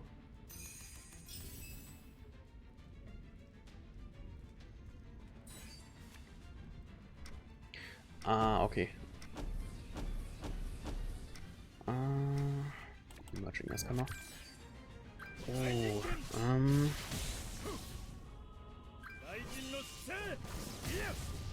give me a second. When we finish this raid boss, I can show you the basics. I hope I can show you the basics. Basically, when you started today, and it sounds weird, but it would be better when you start next week on Tuesday, because then we have the anniversary update. And for the anniversary, they basically reworked all the beginner login stuff. Like today, I think you got on your first day 1 SSR ticket. Next week you will get kurz Escanor, playing Escanor Xaradras. Basically next week, when you would start as a new player on Tuesday, you get like 2 SSR tickets. When you hit your 28 consecutive login day, you will get a festival unit, like one of the strongest units in the game, for free on level 90. There will be a lot of free nice stuff. But besides that, I mean, you can also start playing today, and I think the beginner missions just get updated for you. So, wait, Escanor. But for the beginning, there is not much to watch out for. Basically, play through the story as far as you can. Try to build at least one of each from the 7 deadly sins. There is something called a hero way of the hero, or hero way missions. From there you get already level 80 or level 90 units for free, which can carry you through a lot of the story. And besides that,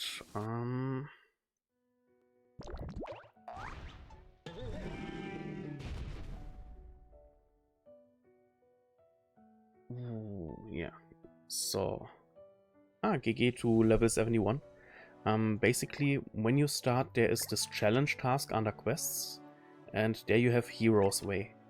Basically, when you finish the missions mentioned here, you're basically getting a character on highest rarity, level 80 and max awakening for free. Oh, GG to Vitoria. Like, you will get, for the first step, you will get Slater for free, you can get a free Barn, a free King. Basically, you already get a lot of the 7 deadly sins for free, so you don't have to level up the story once you get. The only story one I would really recommend pushing at some point is a Blue King you get, but I think you will not get him till chapter 3 or 4. Besides that, you can literally just play the story and enjoy the game for now. What most people want to do is rush the story a little bit to reach chapter 5 or chapter 4, because chapter 4 is where PvP is in this game, in Weisel. Then you unlock the PvP arena, and depending on how high you are in the ranking, you're getting each week on Monday on the reset diamonds. And diamonds are of course the currency that you can make pulls. Like on the left, this Taizo guy basically is the guy for ungeared, so basically your characters are just working with the stats they have without equipment. And depending on your rank here, you get each week diamonds. And once you are able to reach a rank like silver or gold, you're not able to fall lower than this rank. Let's say you played till silver 1 and you won your qualification match and entered gold 5. This means you cannot fall back into silver 1, which means you get each week 26 diamonds. So most people try, of course, to rush their PvP, that they end up in champion, which is the highest, that they get each week 50 gems. Like, I could go now and make a fight and just give up. Like, that's basically what I always do. I enter PvP Angeared for my daily mission. I enter the fight, I give up. Because you played PvP, the game sees, he's still playing PvP, he will not derank him. And next week on Monday, I would still get my 50 gems. When you stop playing PvP for a whole month, then the game puts you back to bronze, because then it sees, he's not playing anymore, he's no active player anymore, so you have to start back from bronze. So even when you give up daily, you're still more active than when you don't play daily. And you want to play at least one daily match, because you get normally a free diamond for playing the daily match. Besides that, all the diamonds you get now, don't waste them, because this banner is trash. Don't get me wrong, I like Skadi, but the banner is trash. And next week we get an anniversary banner. Like, the banner will be loaded with most of the broken or rare units in the game.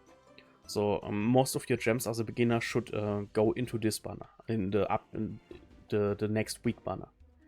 Besides that, we also have right now... okay, I have a free multi.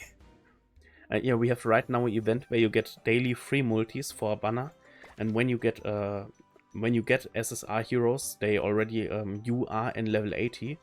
So for beginners, this is already nice. So when you started today, actually keep playing. So yeah, besides that, play the story, enjoy the story, try to hit Weisel if possible, and that's it.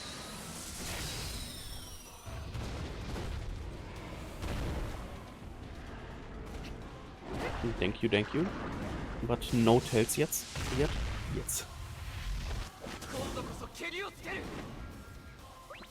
Still nothing. Getting overpowered.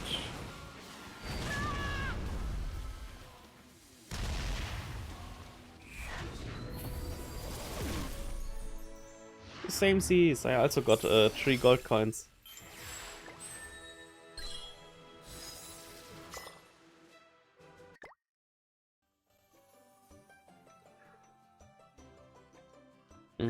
Besides that, not sure what to say.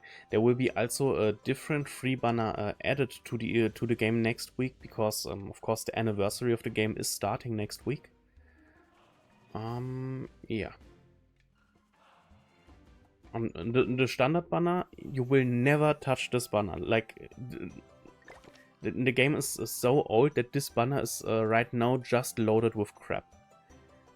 Basically all the characters you get here, you get from the free tickets. Like, when you started today, you should have gotten one of these SSR tickets, and basically everything you can maybe pull from here, you're getting from these tickets guaranteed at some point. And also everything you can get from the standard banner is right now in this free banner. So really there is no use anymore wasting gems in this banner, which is kinda sad, because back in the day we used to make multis to push the banner for guaranteed SSR, but now because I never ever will pull again on the standard banner, I'm always stuck on 30%. But yeah. At some point when you hit a roadblock in the story, you could start gearing your units. So when you see the enemies are way too strong than you. For gear, you can basically... You can get gear by pulling from the equipment drawer, which is for beginners not recommended. The only reason I would recommend is that you try getting these crit damage pieces, like not the SSR, but that you basically get from the lowest rarity, which should be R, yes. And that you get from this rarity the... Am I blind? Here. That you get basically this set, because that's maybe already a little bit confusing, because there will be a game tutorial telling you about equipment, but I just take a unit who is not geared right now. I hope she is not geared. Cancel. Why are you geared? I mean, this is basically a perfect example. There are 6 gear pieces you can put on a unit. Like the top one are always giving your character flat attack, like a fixed attack.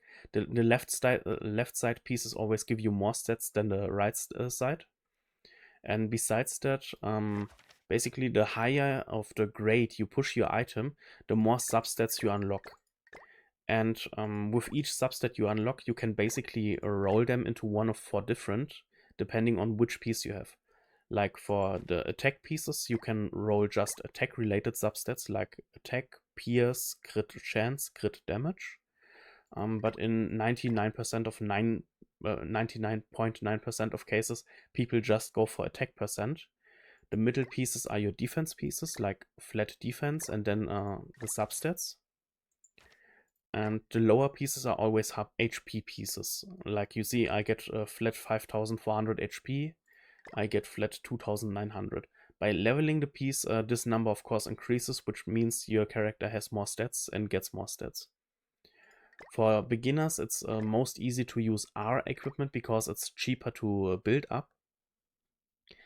And also, you saw some of the pieces are not looking like another one. Like you see the bracelet and the belt are looking the same because they are from the same set. And you see here under the substats, here is the set listed from which it is.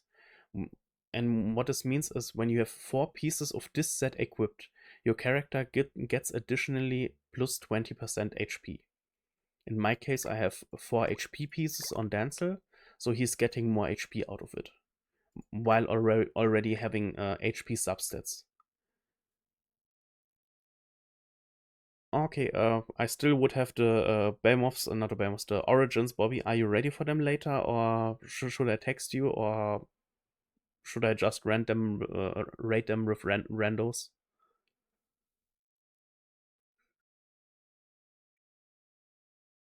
Yeah. Besides that, you saw the HP set. The HP gear is a 4 set piece, but there are also 2 set pieces, like defense.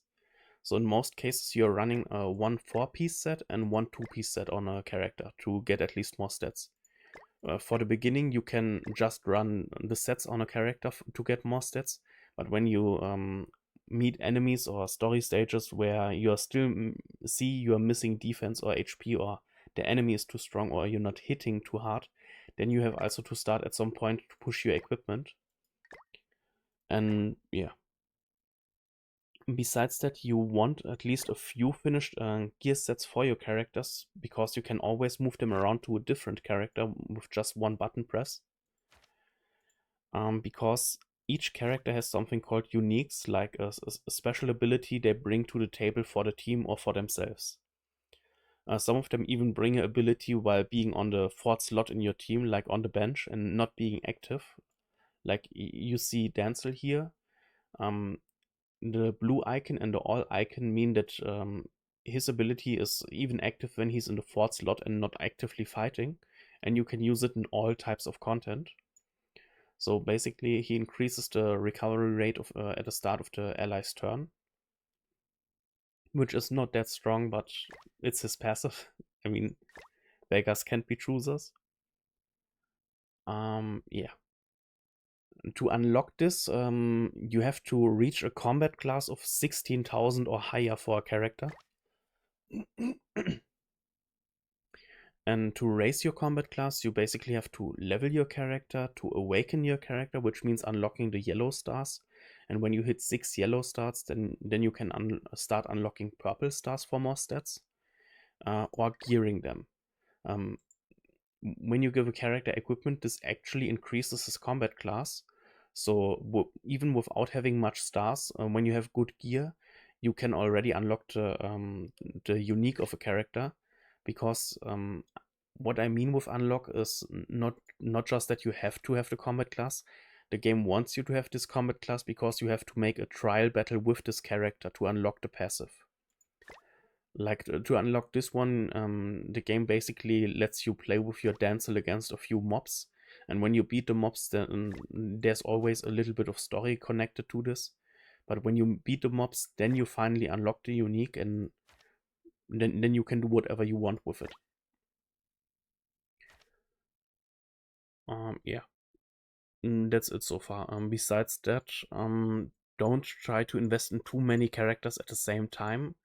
Like I said, for the story, the game wants you at some points to use specific Seven Deadly Sins characters.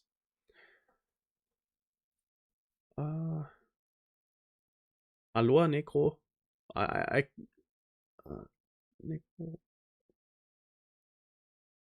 Is it okay if I keep calling you Necro because I'm kinda overwhelmed with the whole name?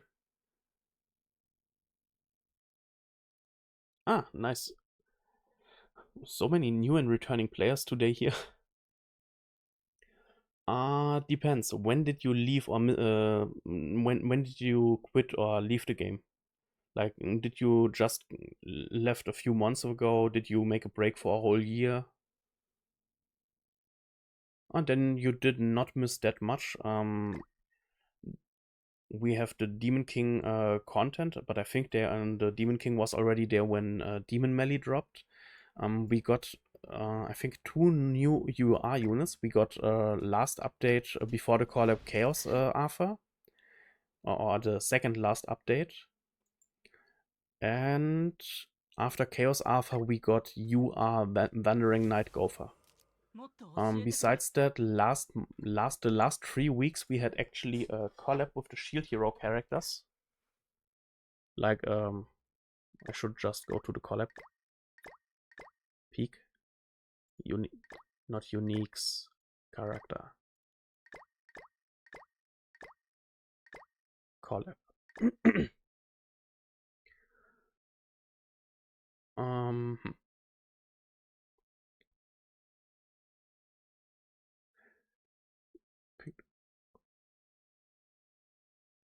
You are the Chaos Arthur and the Wandering Night Gopher are both UR units. Besides that, today was the JP and Korea live stream for the anniversary update next week. I mean, for JP it's this week. For us global players, it's next week. So I can shortly show it to you again.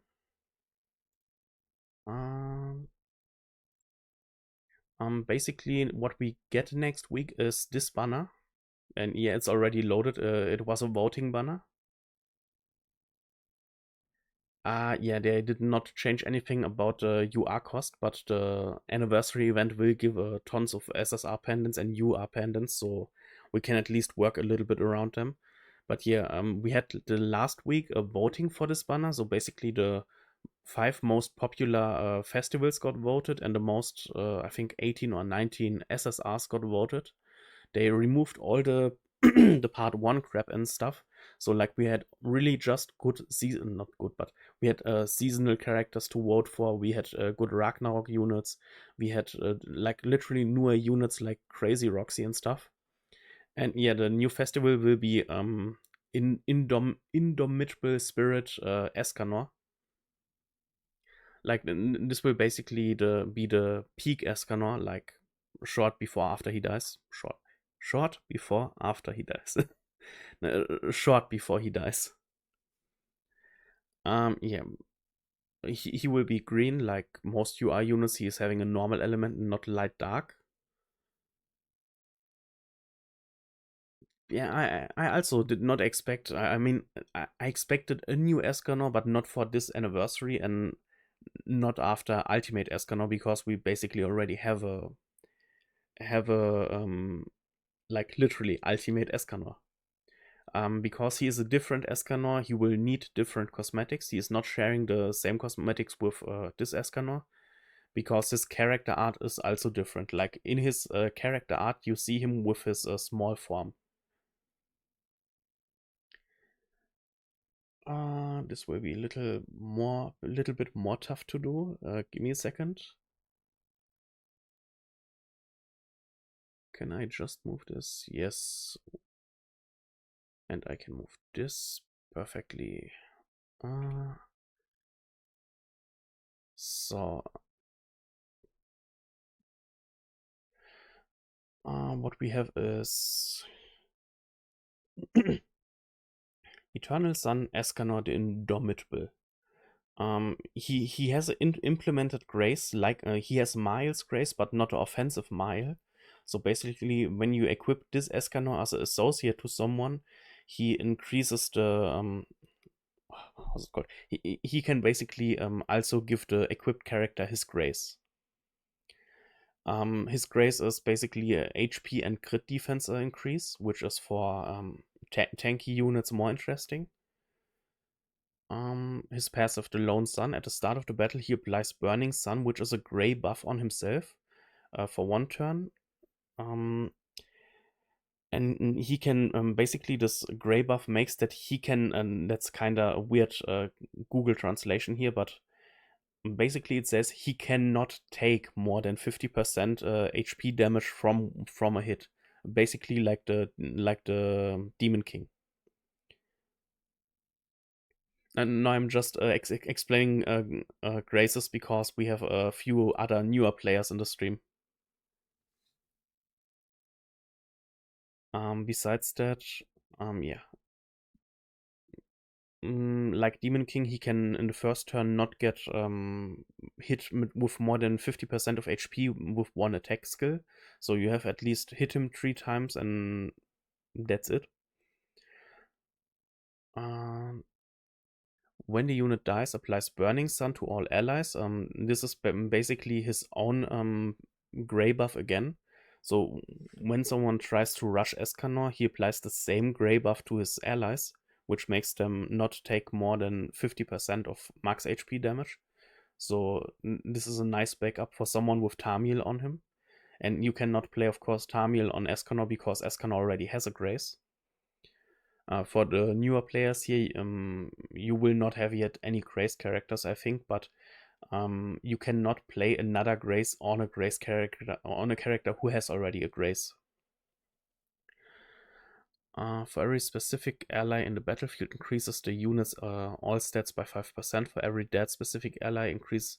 Okay, this is similar to Gluoxy, where when allies of the characteristic are alive, he gets attack stats, or I think defense stats, and when someone dies, he gets attack stats. But for Escanor, it's just all stats. Basically, he synergizes with humans and 7 deadly sins. So for each alive 7 deadly sin or human in your team, he gets a 5% base stat push. And when someone dies, he of course loses this 5% base stats. But for this, he gets a 20% attack related, which makes him, the more people die, the more he gets more offensive.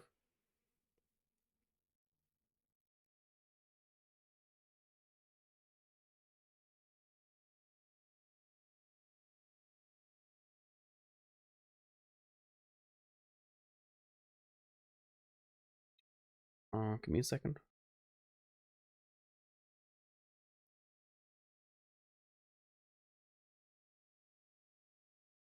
Yeah, like mentioned, this should be basically the same thing the Demon King has, just with a different buff name.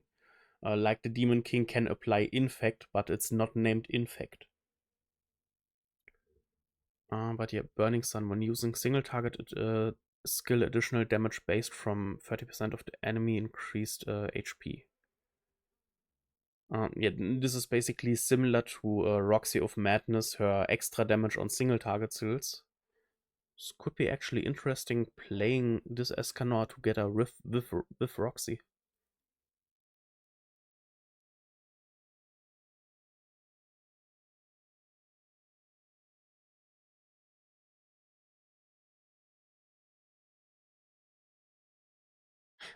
True. Yeah. But I totally forgot. When a name is written like this and has the notice down here, then it's something completely separate. Yeah. Basically, first turn, Escanor has the resilience, and Burning Sun is just a single target damage effect, which is kind of nice because even when this Escanor actually dies, he gives the single target skill effect to in the other 7 deadly sins or humans you play in your team. I mean, here standing, he gives it to all allies, but for synergy, you will most of the time play him with 7 Deadly Sins or humans.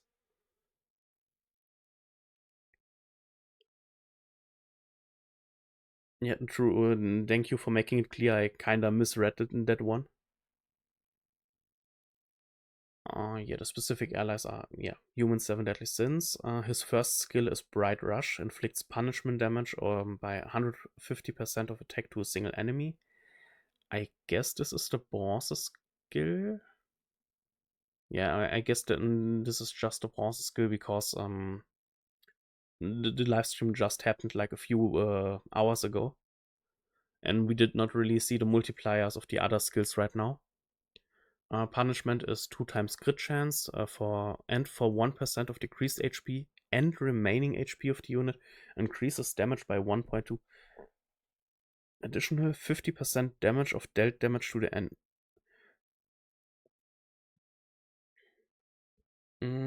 I doubt that 150% attack is for a single target skill. I mean, normally when they make these translations, this is already for the level 3 skill, but 150 would be kinda still a low multiplier. Like, we have cards working with around 350 to literally 500 or 600 multipliers.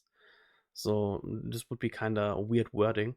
But punishment is kinda interesting because basically for 1% of the decreased or remaining HP, so you can basically always work with 100 and then multiply it like this. So you have always 1 point. Yeah, you have basically a 120% damage increase on the skill and additional 50% damage of the damage dealt, like the, how's it called? The ultimate Escanor has on his single target attack skill. Just as that this extra damage is hitting a single target and not the whole team. Yeah, from the wording, I would also say it's the death damage he is doing with his, which is Ultimate Escanor doing. Like where he single targets one enemy and then he's making aftershock damage, but to all 3 enemies. This Escanor just does it to one enemy though. I guess that's why they also renamed it, maybe. His next skill is Burst Flare. Inflict shining flare damage by 150% to all enemies, so he has also AoE skill.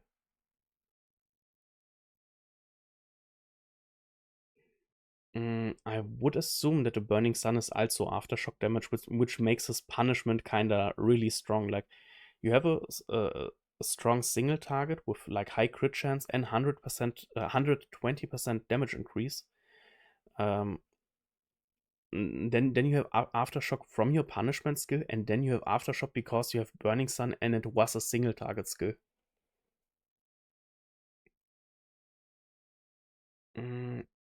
The point here is Escanor is getting the Burning Sun literally just for one turn, because apply Burning Sun for one turn to the unit, and for one turn the unit cannot. So he starts with a one turn Burning Sun. I think you will most of the time just want to play a single target first turn.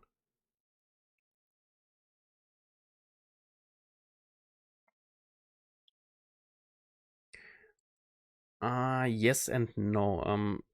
Normal defense ignore is not that big anymore, but the together with the 2 times pierce and the resistance ignore, that's what's making this huge, I think.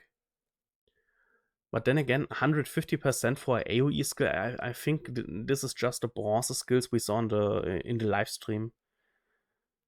But maybe he has just some insane stat scaling, so maybe this is even his final level 3 card.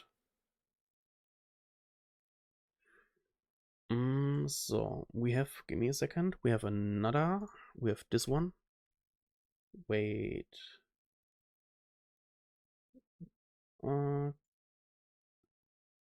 Okay. This looks way better. So we have his ultimate. Of course, ultimate Divine Lance. Apply buff that because he is a festival, he will still have some part of his passive hidden in his ultimate. I also think this should be 6/6. Apply buff that increases all stats by 50% for 2 turns to the unit and inflict hellfire damage by 750% of attack to all enemies. Yeah, I think this high of a damage multiplier should be 6/6 ult. I mean, all stat buff by 50% for 2 turns is my guess is that the all stat buff, the amount of how much the stat buff is actually increases also with the ult level. Like, I could expect when he's 1/6, the all stat buff will be just 5 or 10%, and of course the damage multiplier will be lower. Besides that, when the unit is in battle for 100% of the damage dealt to the enemy with Shining Flare, incinerate the enemy's max HP and apply Unquenchable Flame to the enemy. That reached the max limit of Incinerate effect. Also, as the unit at the unit's death, apply Bursting Sun to all enemies. So basically, they hit again a part of his passive in the ult, which I hate. I hate that they do this. Just put it in the unique. Because he literally does not have to cast his ult that this part happens. So, 400% of damage dealt to the enemy. Shining Flare, Incinerate.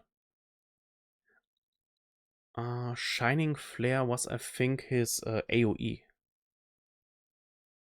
The special here, inflict Shining Flare damage. So the defense and resistance ignore with 2 times pierce rate. So when the unit in battle for 100% of the damage dealt to the enemy with Shining Flare, incinerate the enemy's max HP and apply Unquenchable Flame to the enemy that reach the max limit of Incinerate effect. Also at the unit's death, apply Bursting Sun to all enemies.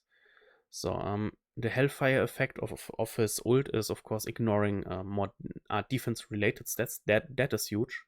Ignoring defense-related stats makes this one really huge. But I guess also with his ult level, the defense-related stat ignore will kinda scale. Like ult level 1 could be 10%, 20% or stuff, and so on. Incinerate. At the start of the battle, incinerate at max HP of 30%. If the 30 of max HP is over 300k, the max limit is fixed at 300k. Incinerated HP cannot be... Okay, he is basically bringing a new kind of infect to the table. It's not infect, so he's basically limiting the max HP of enemy teams. So he is just a counter again, not just a counter, but he's basically meant to counter tanky HP teams like the Shield Hero team, the Alpha Shield Hero team with Transcendence Bahn, or Demon teams with Gelder. I mean, he's basically nerfing all teams with this debuff, but yeah, this is mostly, I think, a counter against these teams. Yes, basically, with each time when he's hitting something with Shining Flare, he is actually shredding their max HP, which is kinda bonkers. I mean, with this Incinerate and Shining Flare effect, then I can actually understand why his gold card could be a 150% card.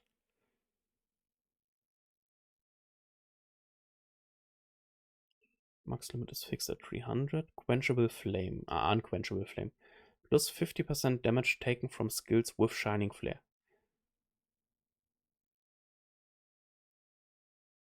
Okay, basically you hit enemies with his AoE, you apply Incinerate on the enemy. Not Incinerate. You apply Unquenching Flame, and while they have Unquenching Flame, they take more damage from the next Shining Flare.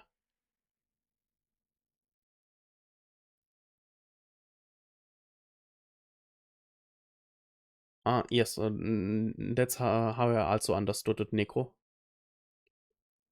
Okay, Bursting Sun. Decrease damage by 30%, and at the end of turn takes extra damage by 50% of the remaining HP. Oh, come on. So Escanor is not even giving your whole team gray buffs when he dies. He applies this bursting sun to all enemies. So wait, is this a red cleansable buff or is this a gray buff? Depending on this, depending on what kind of debuff this will be, that's kind of a little bit too strong, I would already say. I mean, decreased damage. Yeah, literally, the debuff the enemies are getting is they do less damage, like decreased damage by 30%, who the enemy are making, which the enemy are making. And at the end of the turn, they take extra damage by 50% of the remaining HP. Like at the end of each turn, they get cut their health, the leftover health they have by half.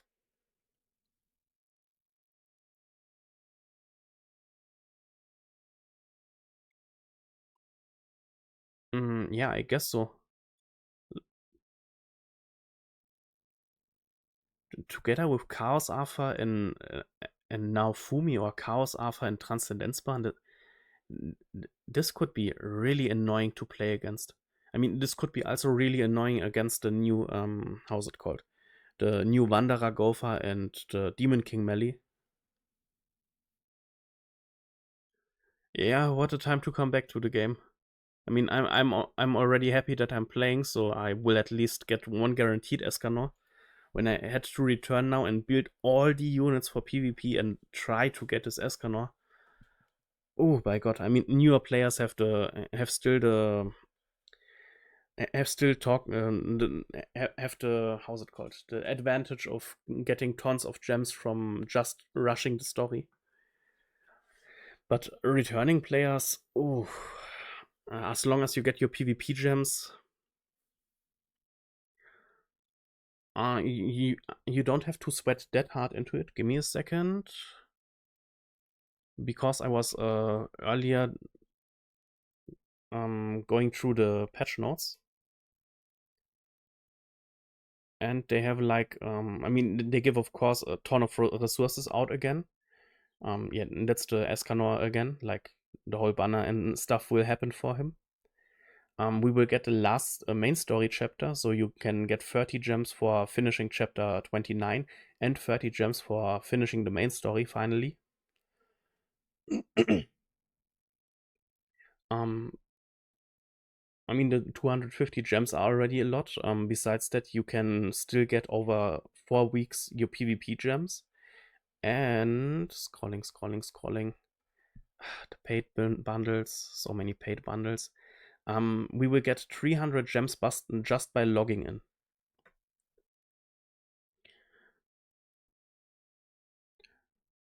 Yeah. Besides that, we have Hero Arena again. When you are able to play Hero Arena on the 300k CC teams, then you get also 10 gems each week. Yeah, I mean the up climbing should be kind of fast by now. Like you will priest till I think gold or platinum easily, and after this it's just annoying waiting for your PvP flags and hope that you don't get the worst RNG by bot teams. Like I think really only the highest two ranks are really have actual player in there. Yeah, I feel you there. I had a break for a year from the game, and when I returned, getting up in PvP fast it was not hard. It was just annoying. Like um, burning your PvP flags down, using friend coins to get more PvP flags, make the 3D visiting of the tavern of the season 1 tavern to get one more PvP permit per day, just to rush PvP that I know next Monday I get again my 50 gems.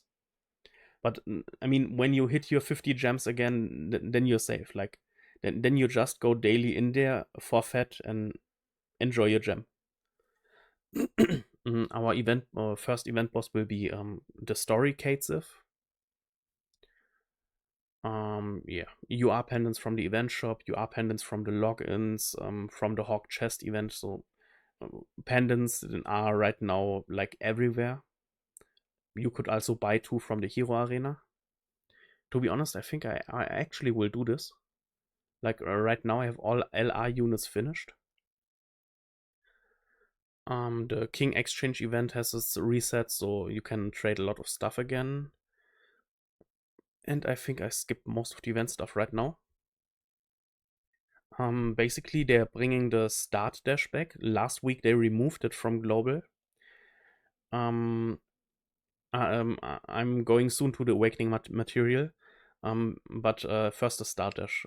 Last week they removed start dash from global to rework it. Now, like you see here, next week when the event starts, basically for each day you log in, you get a stamp, and with the stamps you make the free multis. When you hit 300, 450, 600, you can basically pick at each point one of the two units you see here. Like 300 has Traitor Melee and the old Goddess Liz, the light Liz. 450 has the old Ultimate Escanor and the Festival Merlin, and on 600 you can actually pick between LR Lostvayne and LR Ludociel. So you literally get a character on LR. You don't have to waste 100 LR seals. Don't be scared about this. With the update yesterday, they removed the normal chalices. Like, there was this holy water and the demon blood to normal awaken characters. To make it more easier for newer players, they removed that there are two different types of chalices and made it into one. Like for 7 Deadly Sins, you normally needed holy water for the normal awakening, and for everyone else, you needed like the demon blood. Now it's just one currency.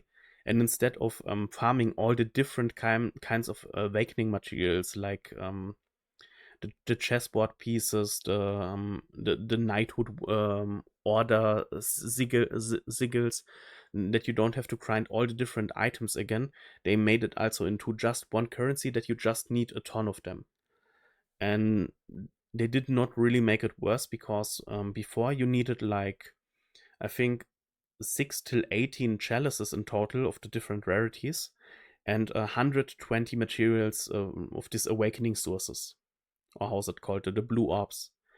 And before it was like you needed also 120, but of like, I think, 18 different items.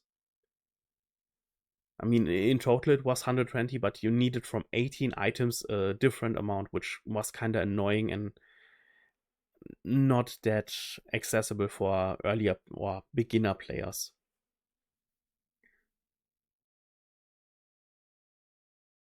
Ooh, I personally would go for Lostvayne, because with Lostvayne you can much easier beat the Origin Demon, and of course for level 100 you have to beat Origin Demon over and over and over again.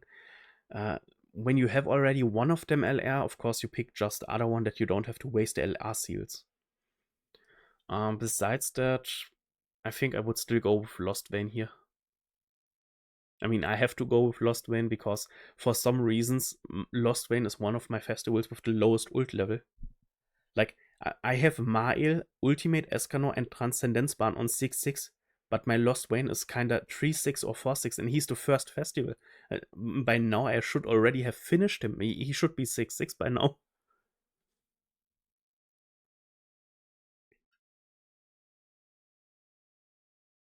Yeah, same. Last festival when I pulled for Gopher, I got a Ultimate Escanor coin.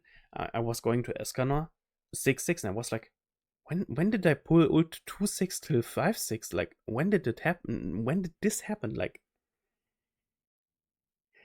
but yeah, um, I mean, my picks will be for the beginning. You of course get a free multis, and the last few multis you have to make with diamonds. But the start dash is not running away, so after this countdown here is gone, you just don't get any more free multis. So to compensate for the rest, you just have to make some diamond multis. But you can wait with the diamond multis till after the festival is finished. Like when you're finished with the Escanor banner and don't want to pull anymore there, then you can finish your start dash.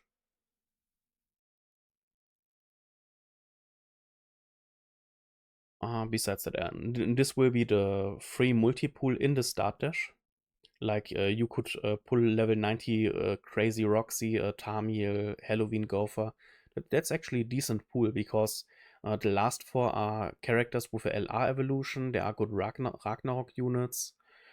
Brunhild is like the 20,000th time in a free banner, I think. Halloween, Matrona and Halloween Gopher are always good. Yep, she has this, how's it called, the Unity effect, and Unity is also scaling with the ult level. So it would be not bad to have a few ult levels on her. Yeah. Then of course the login event, not login event, do these 5 missions events because it's a festival, like we always have them. Play Fort Olgris once, play the event boss 5 times, buy 10 things from the event exchange shop, make 3 draws, trade 10 items with King, or exchange 10 items in the King exchange. Then there will be a Hawkbox event. Like I think you already played at some festivals when we had these Hawkbox events, where you basically give him tickets, and for the tickets you can pull in his chest, in his present boxes, and you get out characters, finished gear and stuff.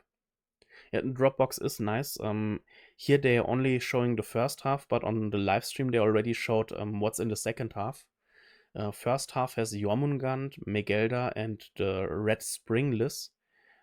Basically, when you have the Blue Goddess Festival list, this is just the red one, which is free cosmetics, but you don't see her used anymore. The second half, let me check my notes again. Like I think I checked my notes like 5 times today just for this. Yeah. The second Hawk Chest event will include a green Excalibur Alpha, like always, because he's a free unit. Red Tonar, which is of course for the dog, the Demonic Beast dog good unit. Ragnarok Merlin, which is for the newest Demonic Beast good unit. And yeah, we got a new Demonic Beast. A squirrel. I can show it soon to you, but I will not fight it because I suck at it. And the newest free unit we will get out of this is Wild, Hawk's big brother from Purgatory. We will get him basically as a free unit. When you hit on the second box event, the last step, you will also get a Festival Selector SSR ticket. From this ticket, you can choose between Purgatory Barn, Loli Merlin, Queen Diane, Assault Melee, the HP scaling Festival Gopher, the one in his armor, and the Chat King, the king who just has AoE cards and the special hairstyle. You can choose one of these 6 from the selector ticket, and you will get a character on UR level 90 full normal awakening.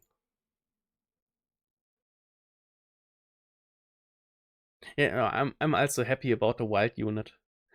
Give me a second, I can pull this on screen. Aha. Yeah. Basically, on the left side, they mentioned the Hawk box event, or how's it called? The Dropbox event. And here you already saw the characters from the first half. Liz, Joam, Megelda. The other 3 units of the box event, of course, are the Alpha we always get for free. Ragnarok Merlin, Red Tonar, and Wild. And they also mentioned Wild in stream before this. We will get, of course, free max equipment. And the SSR selector ticket, which allows you to select one of these 6.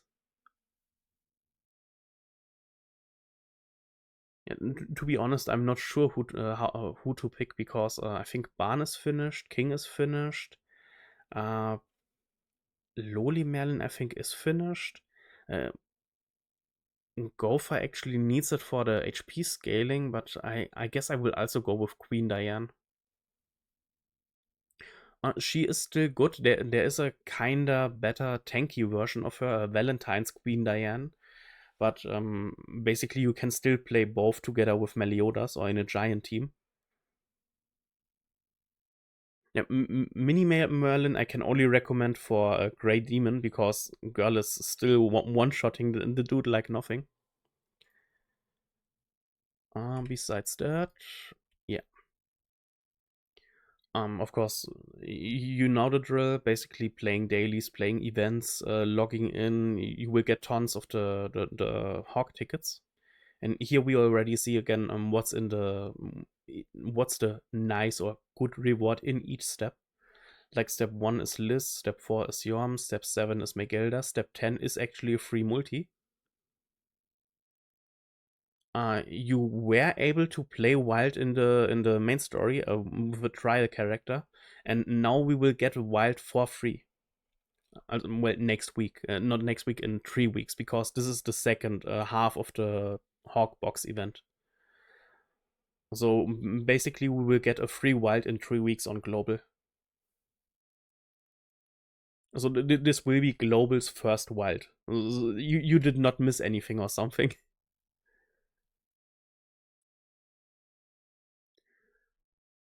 Yeah, we get 1 free multi via the login, not login, via these 5 standard missions like do Fort Solgris ones and stuff. We will get 1 free multi over the first Hawk Box event. I'm not sure if there is a second multi in the second Hawk Box event, because normally after in week 3 and 4 we get a second Hawk Box event with different tickets. Like then we need maybe Blue Hawk tickets or something, just so you cannot use the same tickets and maybe screw yourself by not emptying one of the 2 boxes. No, that's actually that's actually how nice they always are when we have a JP anniversary. When they are global anniversary, then that Marvel is handling the stuff a little different. But right now we officially have, I think, a JP anniversary. But because the 2 versions are now that close to each other, it's just the anniversary for us. Like the JP anniversaries are always quite nice. It's now already a year since I returned, and when I returned, literally the same box event was there, and it pushed my box like crazy. Like I got so many useful units for demonic beasts and stuff out of this. So it's not a comeback bonus. I mean, it's called comeback, but everyone who plays a step 3 or 6 gets them. Basically, the 1 star will give you all of these rewards guaranteed. So you get your 3 pendants, you get your demonic, your raid materials, and you get these 5 books of each color. You get all of them. You don't get randomly something. And the same goes for the 2 star box. You get 200 anvils. You get the engravement stuff. You get your engravement stones. This is all guaranteed. Because right now they had last week a comeback campaign, but it would be kind of weird if we would not get a step 3 and step 6 rewards, because yeah.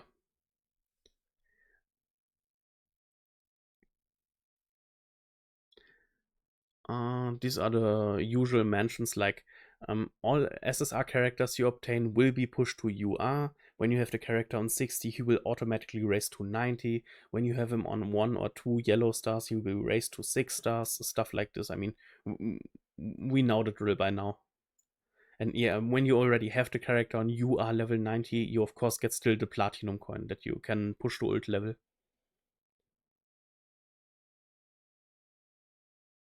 So step 2 and 5 are SR equipment, like you get a whole set of SR gear. And step 8 and 9 are SSR equipment boxes. In step 3 and 6 you can get a welcome nurture box. Okay, 3 and 6. Not sure what that's meant to say.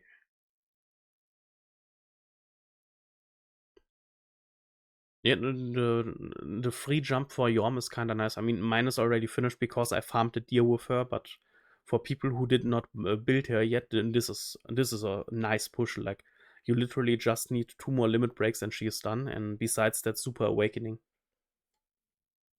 I mean, by now, most people should have Megelda. Like, I think they gave out Megelda like a ton of times.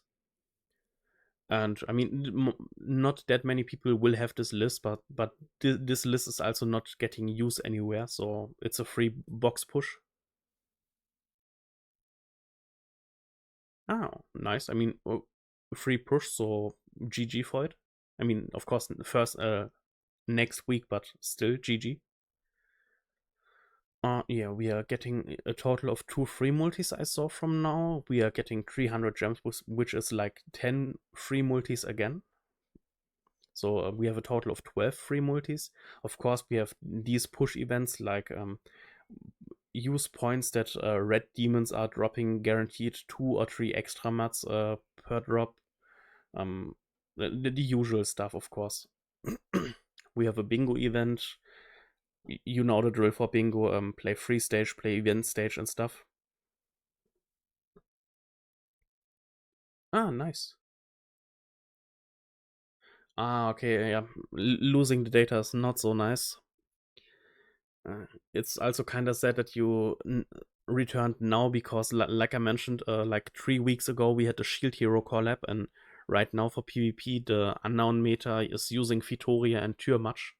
So one of the Shield Hero collabs is something you will encounter more often in PvP. But yeah, I mean, even though you have to start new, then there's tons of stuff which will help you push your account. Like right now, we have the 30 free multis you get. Then you have the 300 gems incoming. You have the free units you get from the boxes. Let me scroll down. There's still more coming. I mean, of course, event boss like always beat him that many times for rewards. And the funny thing is, they already included the green tickets for the second Hawkbox event. So, of course, it's official that there's basically a different Hawkbox event. Hero Arena is returning, but because you have to because you started over, you will not really play any Hero Arena, I guess. Yeah, the diamond pity thing. Basically, when you paid that many diamonds, you get this stuff out for free. And I mean, when pulling on the banner, you will get diamonds.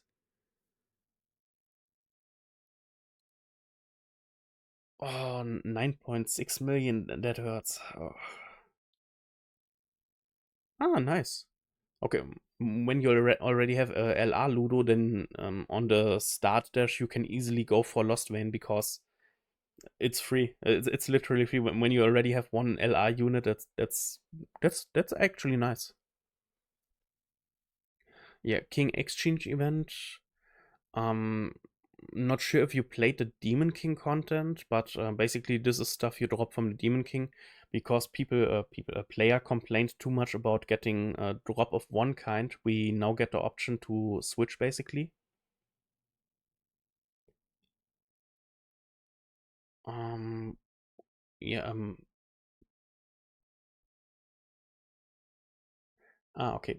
Basically, after Super Awakening your character to 6, you can basically True Awaken him, which gives him 1k more CC and a damage reduce of 10%. So basically, a character with True Awakening gets more tanky because they have 10% decreased damage taken, but permanently built in. Yeah, before this was not possible, and when you got unlucky, you just got like fairy or giant stuff from your Demon King chests. So now people can trade them off, but a 4-to-1 trade is kind of still. They could have changed it to 2-to-1, like taking 2 fairies and making it to 1 goddess piece. But 4-to-1 is still it's scummy. Like people have already to waste SSR coins to replay the Demon King when they not just do the weekly one. So they could have slowed it down here a little bit, but okay. Worst case, people with too many of these shards, tell me how you can have too many of them, can trade them a bunch of 20 for LR seals. Yes and no. The Demon King resets weekly, so you have one try completing him weekly, and after this you can pay SSR coins or SR coins to unlock him again.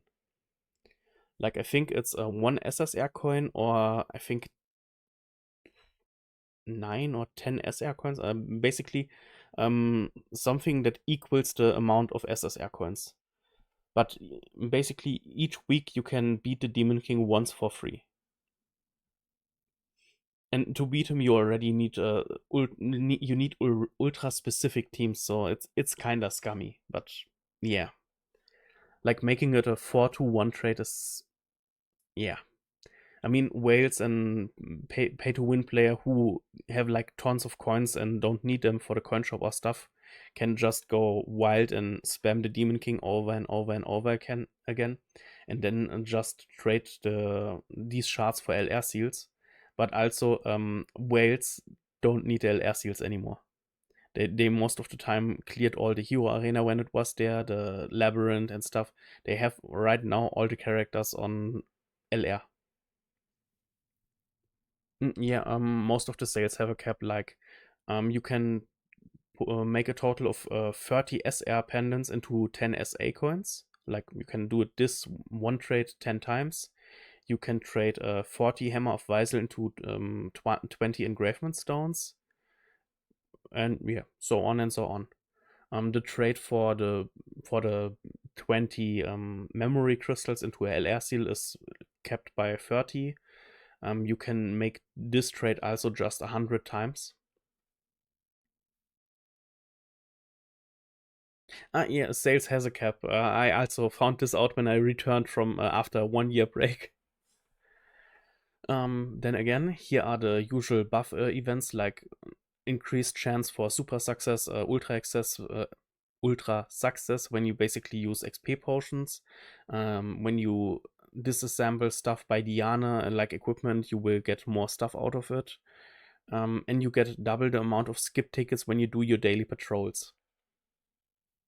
Then there's again this hawk chest thing, not chest thing, the where you get this hawk ticket and you can pick one of 6 boxes, and basically one of them is having 25 gems.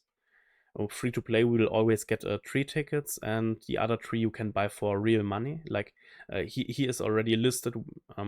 One from content XYZ, one from just logging in, one I guess from the hawk boxes, and the other 3 are just buyable.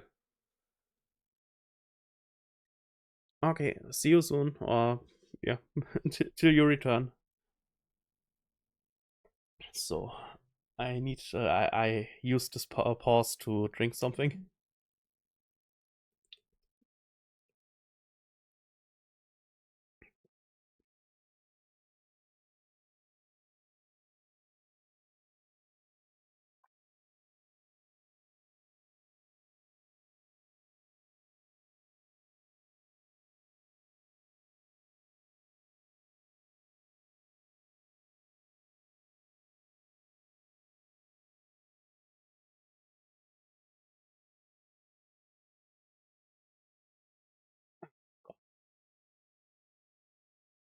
Always looks funny when I drink something, then my VTuber avatar is kinda going berserk. Yeah, besides that, we have yeah, the roulette when you play Fort Solgris gets pushed. The roulette when you can basically watch ads. Like instead of 3 times, you can do it 5 times while the anniversary is happening. The same for the free pulls on the standard banner. I think just for the first 2 weeks, it gets increased from 1 free pull into 2 free pulls. From there on, we get the usual stuff. Hawk Pass got buffed. It goes now up to level 30. Chaos Alpha is now getting cosmetics in the shop. Yom is also getting cosmetics in the shop, which I will go for them. But I should also go for the Alpha ones because they are free. And I'm using Alpha for PvP, and I hate this. I actually should think about going for the Hawk Pass to get more of the scraps. But I don't want to go for the Hawk Pass because even though they reworked it now, it's still not that appealing to me.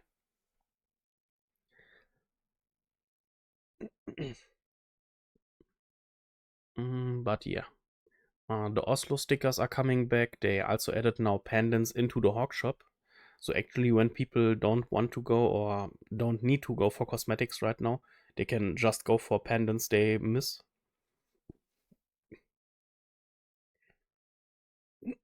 The 2 stamina, not 2 stamina, the 2 diamond stage, we get like every week. Yeah, they reworked the UI a little bit for the game. So basically, instead of pressing the quest marker to give me a second, I can show this. Normally, Taverna. When I go to quests, I still have to go to challenge tasks, and then I can see my hero way and some other stuff or event stuff going on. But with the UI rework they made, they basically switched it that you don't have to head to a completely different point. You can just press this button, and then you can see your start dash, your hero way, basically all the ongoing things for you. They reworked dailies and weeklies a little bit. There is now basically a weekly mission. There are weekly missions now. And basically one of the weekly missions is playing or trying the Demon King. And this is mostly quality of life, but also they increased a lot of the stuff. Like on the left, you see these are still dailies, and they removed a few of them. Of course, they did not remove the gem dailies, so I'm happy. And besides the dailies, we now have weeklies, like real weeklies. Or I think they changed a few of the weeklies we normally have. So this is basically new player login rewards. They basically reworked the whole login reward system. Like I think on the right side, this is okay, this is one picture. Could you? So on the right side, basically these are some weekly missions. Like on special weekdays, we have the special missions like Monday, Tuesday, defeat Knighthood boss battle. I think these are the daily missions, and we have some missions you do like each day, and they basically switch that a little bit up so that newer content which were not included in the dailies and weeklies are no part of it. Like here, where I'm with the mouse right now, this should be Demon King battle. So try Demon King battle or complete or at least play Demon King battle to get this, I guess. Could be complete, but try at least would be kind of nice, because some people just unlocked it and will not be able to beat even the easiest difficulty. Besides that, I think they could also add some demonic beast rewards. Like I think we did not have a demonic beast daily yet, or weekly.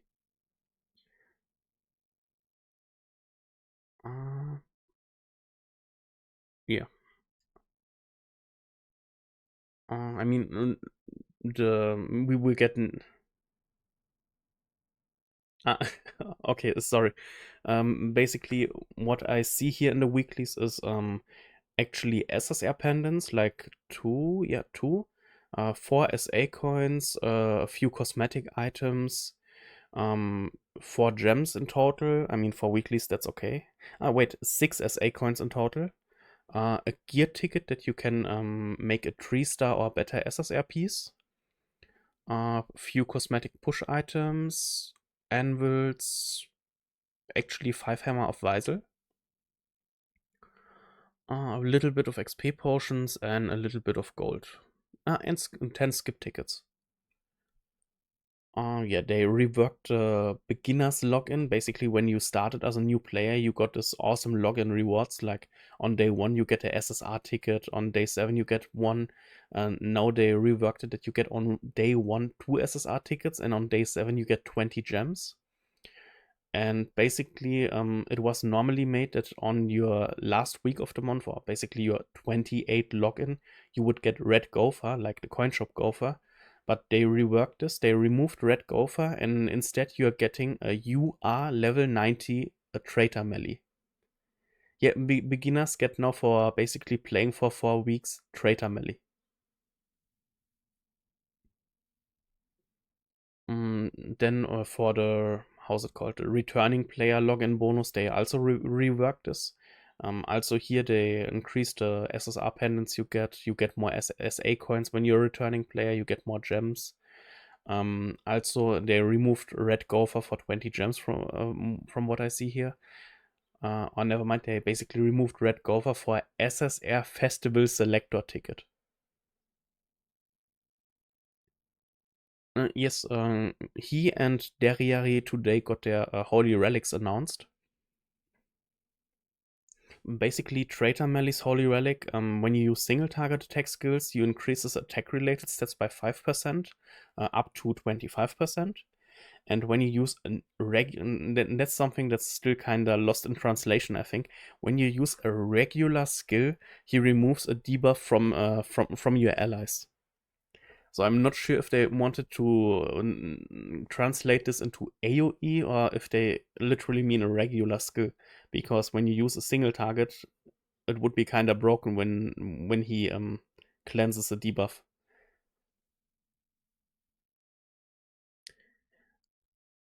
Uh, no, I don't think so. You returned this week, so did you return literally today? Because the ticket will be handed out on day 14 for returning players. So I think when the update happens next week, you just jump from the old system to the new system. So depending on how it goes, you should maybe next week Tuesday. I mean, we are Monday, Tuesday. Today we are on Wednesday. So next week on Tuesday, you should actually get, instead of Red Gopher, 20 gems, and the week after you should get a Festival Selector ticket. But of course, I have to mention the Festival Selector ticket lets you only select the old SSR festivals with normal elements. Basically, everyone who is not a LR unit, not LR, everyone who is not a light or dark unit or a UR unit is in this banner. You can select Kusek, Festa Rossa, Executioner Zeldaris, Ludociel, Assault Melly, Queen Diane, Loli Merlin, die other Merlin, die Second Festival Merlin, Chat King, der HP Scaling Gopher, Purgatory Barn, basically literally all Rainbow, all festivals are in there. And this should be your day 13 login, basically the selector ticket. Also, 2 days before that, you will get 2 UR pendants because, like I mentioned, they reworked the whole returning player thing. Like, week 1 is okay. You don't really care about week 1 because you're already in week 1, but you should still get a 20 gems. Then you get 5 SSR pendants, 20 SA coins, 20 Hammer of Weisel, 200 Anvils, 2 UR pendants, and 2 full awakening tokens. So you can normal awaken 2 units like instantly. Also reward on the 6th day. Okay, that's not interesting. But the selector ticket is just SSR. So you get a festival character, but he will be SSR level 1. So not like the other event stuff where the character is like directly UR level 80 or 90. I mean, don't forget you can basically choose Ultimate Escanor or the second Merlin from the start dash. Then you have the other selector ticket you get in the second Hogbox event. Like Drusil you don't need because you already have her. You can pick Lost Vein from the start dash on the last step. So you can actually skip a lot of them.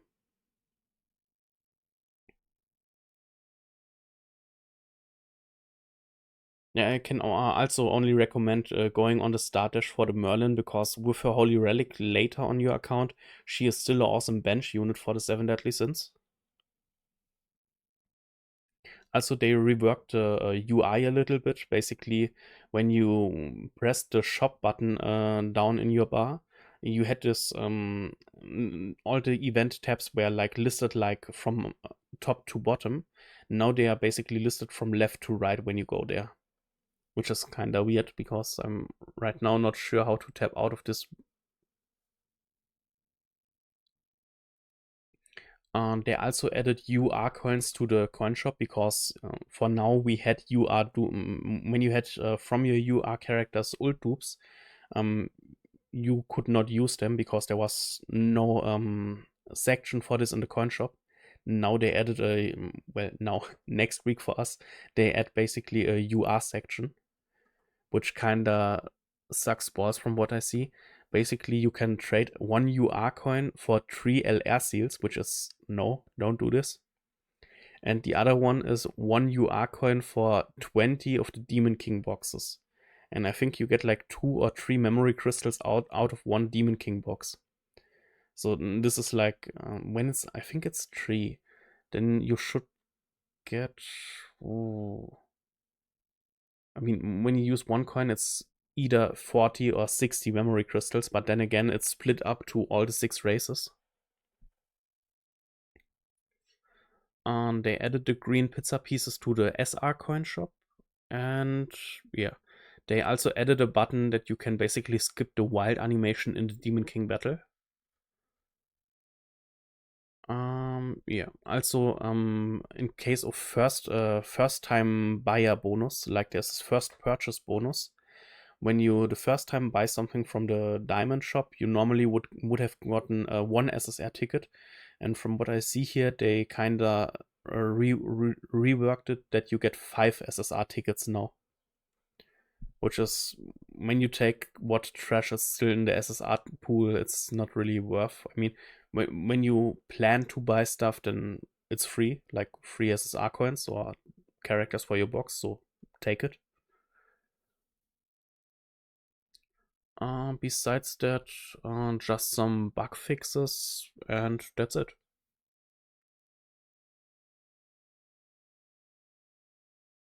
Yeah, that's again the whole JP patch notes, like mentioned before and before. Besides that, I think I already showed you the banner a few times on stream. Basically, we literally get the newest light dark units in the banner. We have Hale in it, we have Demon King, we have UR Demon King Melee. Uh, ooh, really long. I think a month ago they actually added the Demon Kusek to the SSR banner, but they also throw him into the race banner.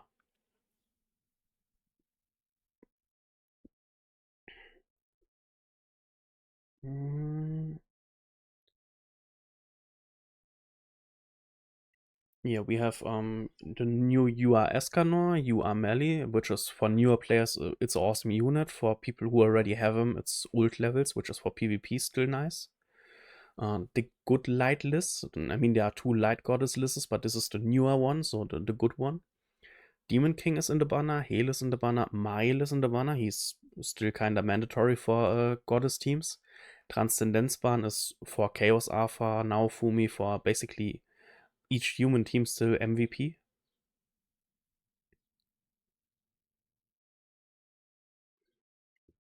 Yeah, human is kinda strong. I mean, the point that you not have Chaos Alpha or Naofumi because you came after the collab and after the Chaos Alpha banner sucks kinda for PvP. But for now, this is still an awesome banner because besides Transcendenzbahn and the new Escanor, you can still get Crazy Roxy from the banner, like the Roxy of Madness. Crazy Roxy kinda sounds cooler. There is the Wedding Brunhild in, which is a nice Ragnarok and a Rice human support. Yeah, the new Escanor with the UR melee together should be strong. And I mean, Transcendenzbahn has human and 7 deadly sins synergy, so you can actually play these 3 together. And then you just need some bench support. Like, you can throw literally anything on your bench right now, like Death Pierce, uh, yeah, you're talking about Freya. Basically, PvP Freya and PvE Freya are in the banner.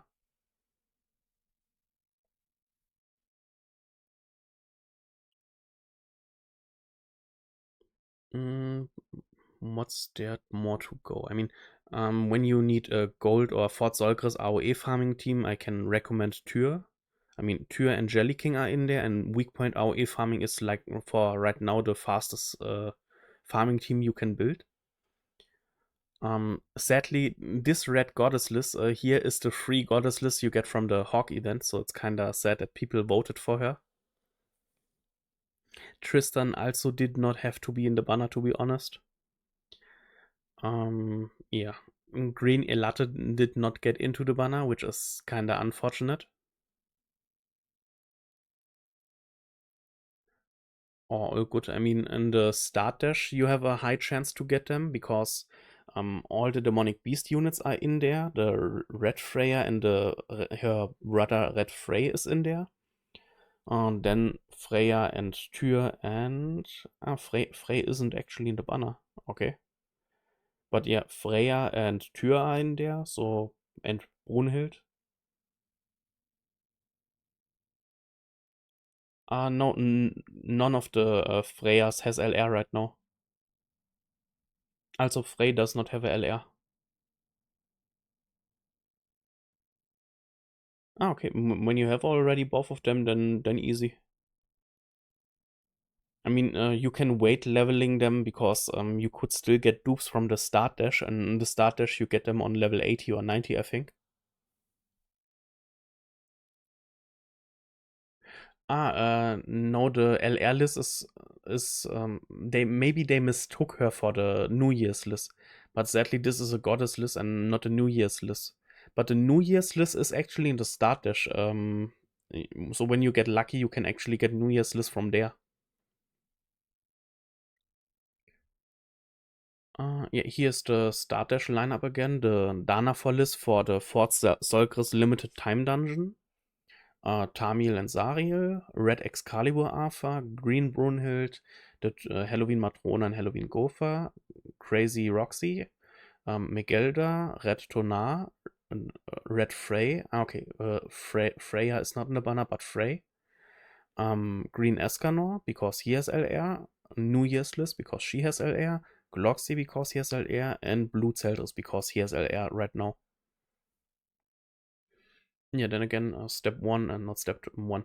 Basically, the 3 pity milestones are Traitor Melee or the old Lightless, Ultimate Escanor or the newer Merlin, and LR Lost Vein or LR Ludociel.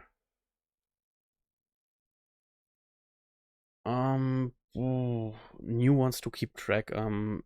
LR Zeldris is actually a nice DPS unit. He gets used for the newest Demonic Beast battle, and I also use him for PvP a lot. Besides that, we got LR Gallant like yesterday or 2 days ago. Like, I could show you, but I'm still not. I still don't know if you can see him right now or you're just listening. But anyway, he is okayish. He's kinda, because we got a new rank up festival Gopher. The new LR for Garland is just a counter against Gopher, so at this point he's sucking again. I mean, don't want to trash talk him. He reads nice, but for PvP, I think he gets kinda easily still overpowered. Like I really like the Hail flame design he has. He just looks cool and edge, and but that's it already.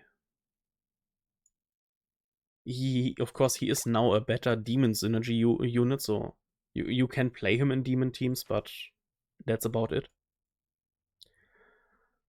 Yeah, I don't think you missed much LR since then. LR Zeldris, LR Gloxy, LR Gallant. This should be the most of it. Yeah. Last 3 weeks we had the Shield Hero collab with 2 new units. One a single target Ego unit and the other one Fitoria. Basically good AoE and single target unknown crit supporter. Like, girl wants your makes your whole, how's it called? She makes your whole unknown team crit much easier, and she makes it worth their money that they crit. You can, but the synergy is still not quite there. Like LR Zeldris is still doing his own thing, LR Lostvein is also doing his own thing, and Garland is the only one who kinda considers then he wants demons in your team. So he basically pushes the defense related stats of your demons and does also his own thing. So a mono LR demon team is possible, but there is better synergy.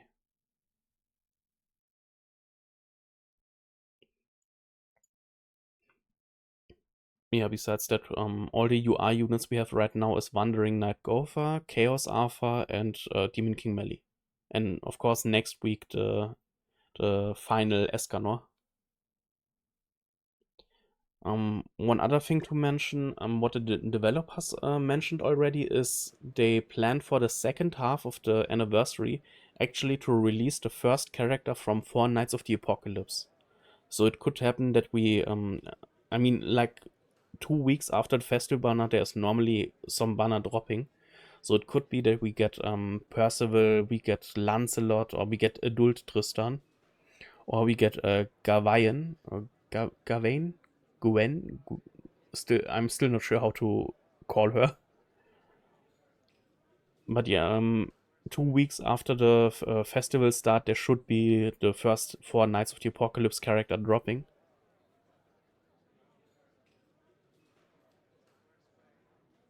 The Sin teams for. Ooh, Sin team together with who? Now I'm kinda lost. Yeah, technically yes, but we already have the young Tristan, and it would be kinda underwhelming when we just get another Tristan. I mean, he will need his own cosmetics, and they still did not get a grab of how to handle his race. Like, uh, he is unknown, and his passive is pushing demons and goddesses, but not himself. Like, I'm still waiting on a holy relic for Tristan that tells I am a goddess and a demon when I'm on field.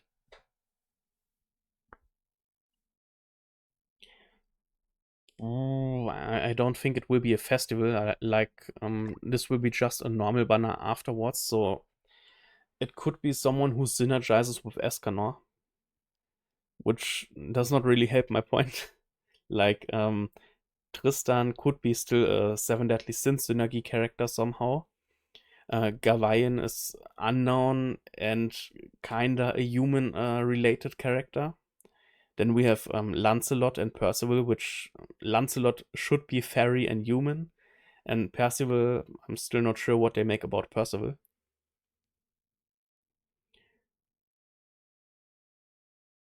Yeah, that already sounds like a good team. But I'm not sure about the Queen Diane though, because yeah, you maybe want your Escanor to be alive longer, but it's also not bad that your Escanor could die. Like at some points, it could be really good that Escanor kinda well kicks the bucket.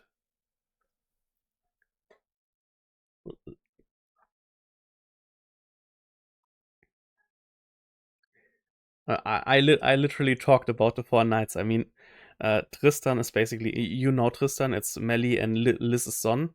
Lancelot is the son of Elaine and Ban. Then we have Percival, which is a completely new character you get introduced in the show, so he's not related to anyone. And Gawain is basically something like the niche of King Arthur.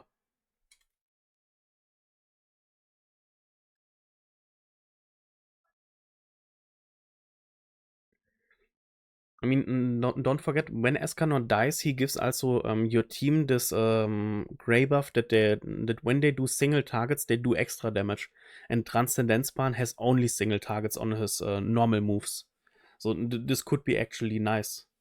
Also, when you apply the debuff from Ban with the first single target, your second single target crits guaranteed.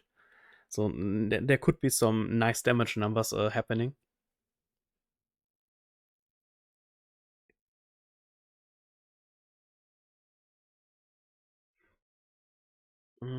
Yeah, but I think that's it for now. My Hawk Pass. Collecting the Hawk stuff.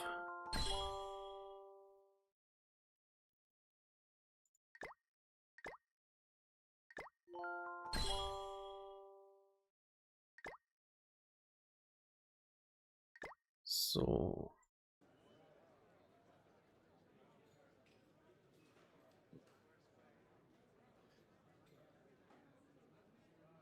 Yeah, I feel you there. Sometimes I see some of my festival units and I'm asking myself, when did this happen? Like, normally you would remember getting ult levels on your festival character. Like, that my festival Merlin is 1/6, that's something I could tell you for sure. When she would be now 3/6 or 4/6, I would not know how this happened. Yo.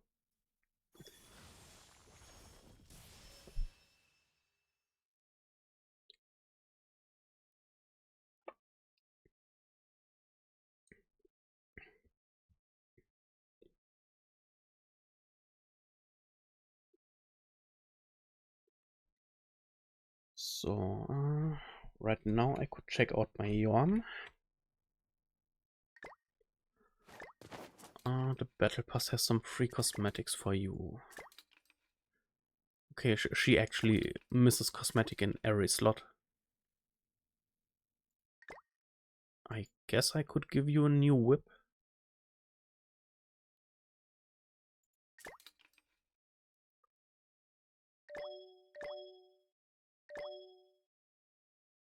I could also go for this one the next time we have a cosmetic sale. Oh, that hair kind of reminds me on Cloud Retainer from Genshin Impact. Welcome back. You didn't miss much. I'm just right now checking my Yorm for cosmetics because with the update next week there are SSR cosmetics in the Hawk Pass. So I thought about pushing her with these.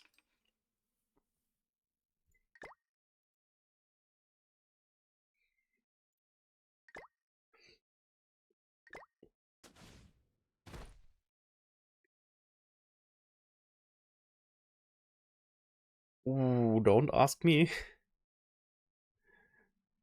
I mean, I'm already lucky when I get next week the new Escanor or the Christmas Valenti, because I'm still missing the Christmas MK2 Valenti.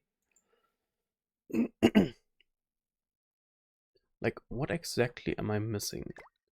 I'm missing Festival Kusek. I technically could get him from the start dash. No, I think I could right now just get him from this one, from the free multi thing.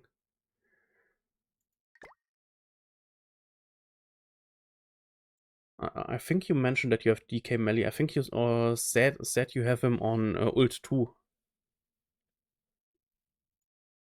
But I could also mess you up with someone else from before in the chat.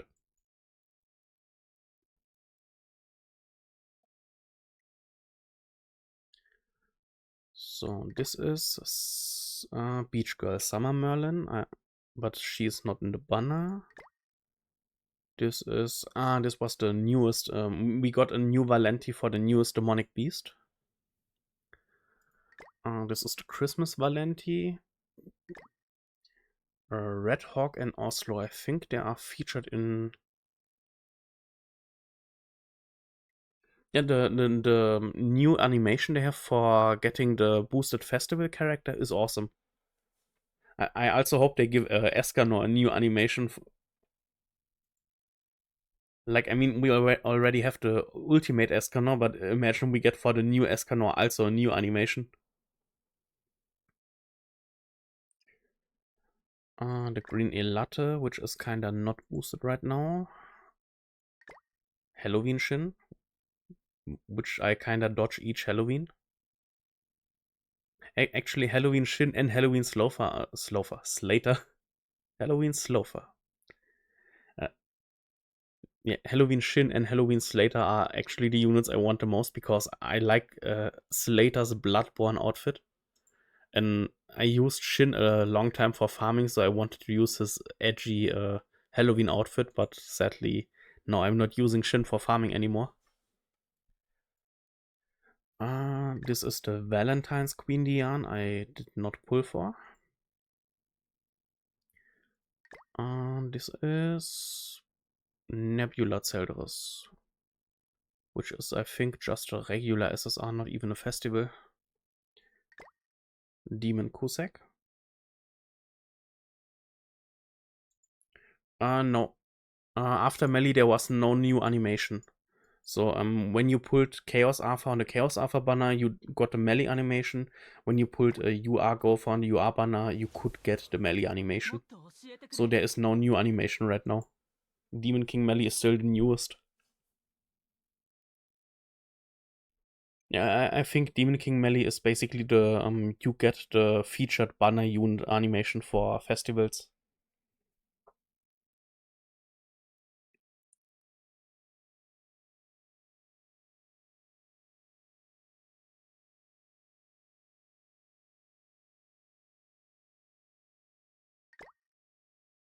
Really? Blue Zeldris is festival? I cannot check the coin shop right now. I think the green one, the Executioner, is the festival.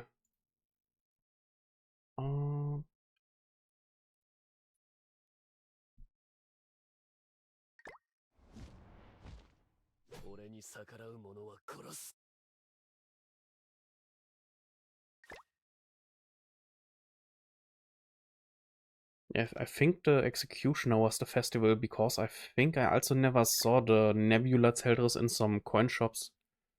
Like normally, when a festival is, you get the festival coin shop trade, that when you have 3 festivals, you can switch them to another festival. But I think I never saw Nebula in this shop. But would make sense why I don't see this Zeldris in any banners.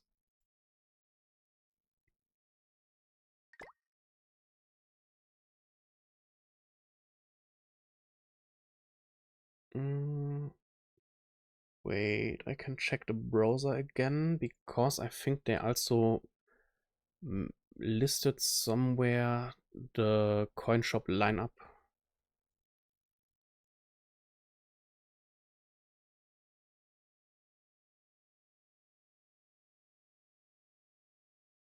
Hawk Pass.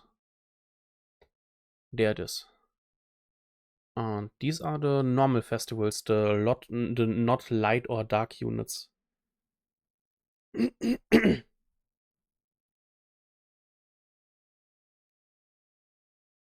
I mean, there is a good chance that he is a festival and just did not get added, but like when this exchange shop is there. Wait, this is not the exchange shop, this is the selector ticket. But this is the same pool. Like normally the exchange shop has like Queen Diane, Kusek, Executioner Zeldris.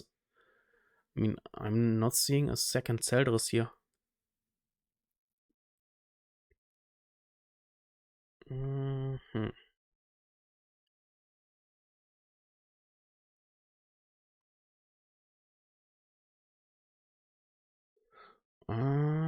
I can check the... No, not yet. Draw.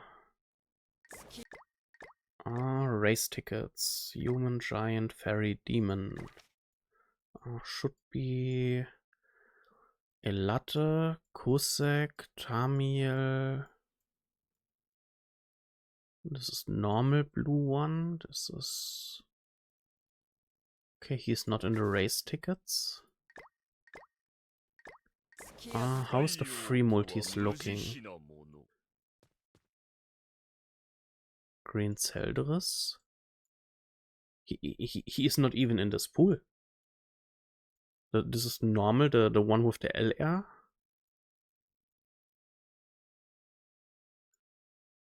Ragnarok.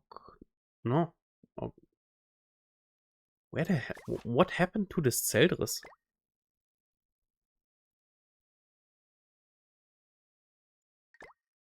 Ooh, not sure about that.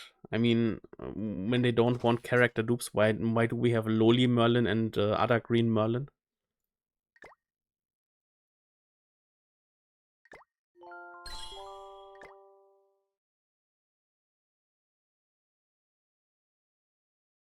Let me go back, but I think... Yeah, second row we have Loli Merlin, third row we have the adult Merlin. Also we have two different kinds of king. And we have two different kinds of Meliodas. So I don't think the reason is that there's a second Zeldris.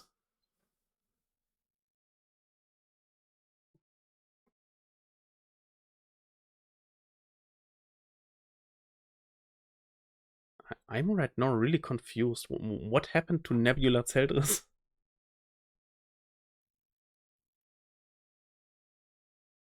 I also should use my friend coins for Zolgris Keystones.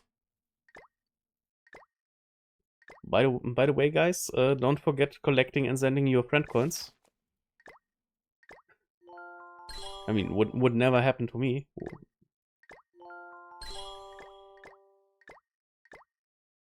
Few stamina pots, I take it.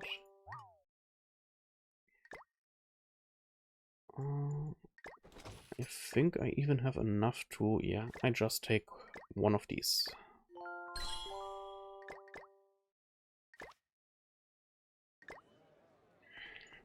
I still have to beat my event boss. I guess that's something I can do while talking. Because I'm not really doing it, I'm just autoing it. No. No. Yes, that's the team.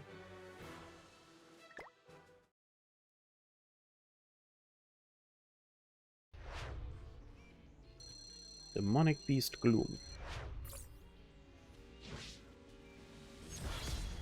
Bold of him to call himself a demonic beast.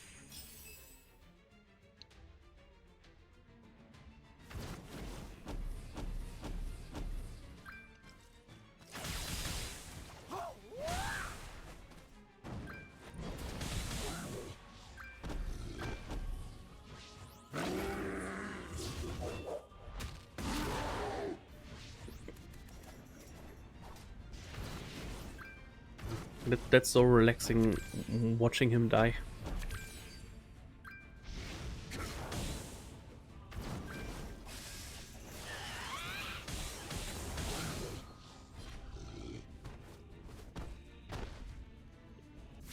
Also something I should mention about the new Holy Relic for Traitor Melee and for Derriere. For both relics you have to farm the newest Demonic Beast.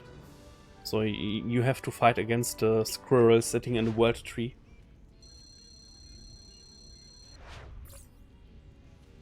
Yeah, I thought that he is not a festival because I think he was released together with Festival Kusek. Like they came out together or something.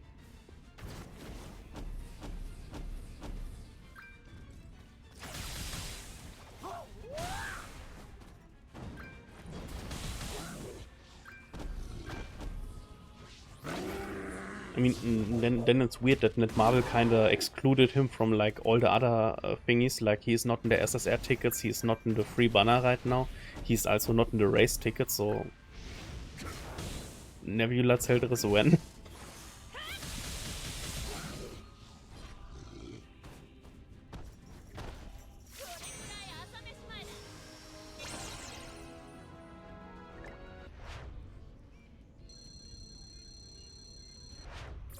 True. I mean, the time when you start playing with account is also important. When you start in a month with festivals, it's most likely some kind of Ani or half Ani. And then you have, of course, also a lot of free multis happening there. But getting that many ult dupes from festivals is kinda strong.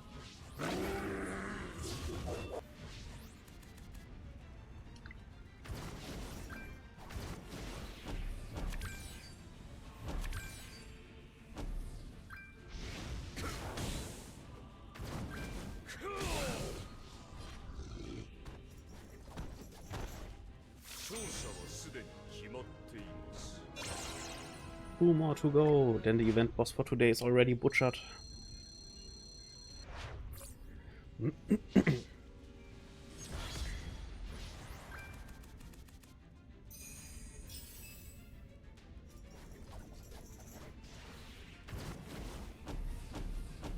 Okay.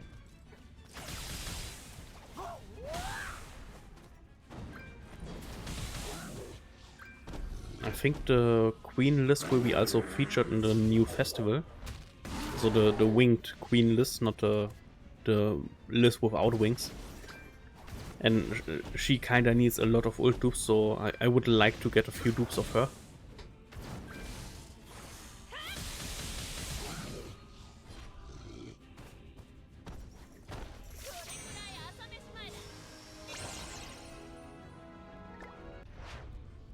Netmarble could kinda rework a few of the old event bosses or give us at least new difficulty for more currency.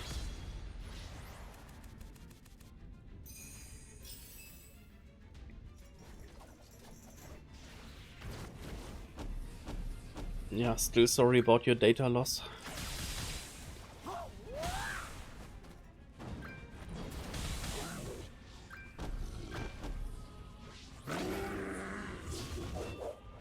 I think 1-6. I literally had to make one rotation to get her at least.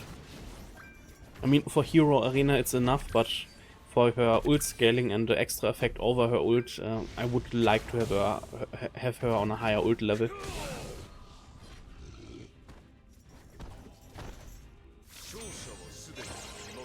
And that's 10.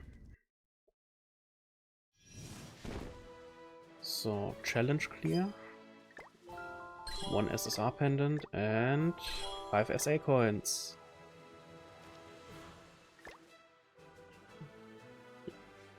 To be honest, I think in my case I would not even start restarting the game. Like, when I would lose my 10 million box, I would be a broken man.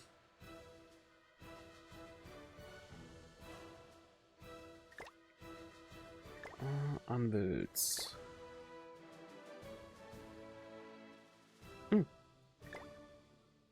Pendants.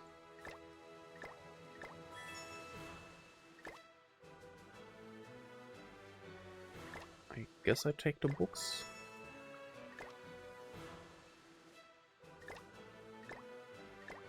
I mean, 3-6 is already strong on her, but I think Liz is really a character you need like 5-6 or 6-6 ult, which is kinda bad design choice.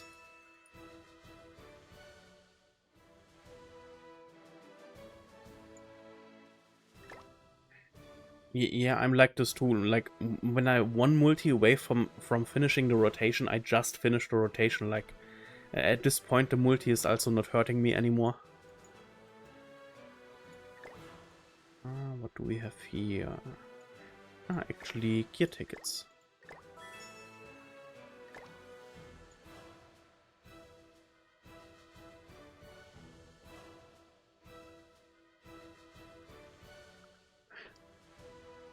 True. I think on the list banner you were actually able to choose your 900 pity.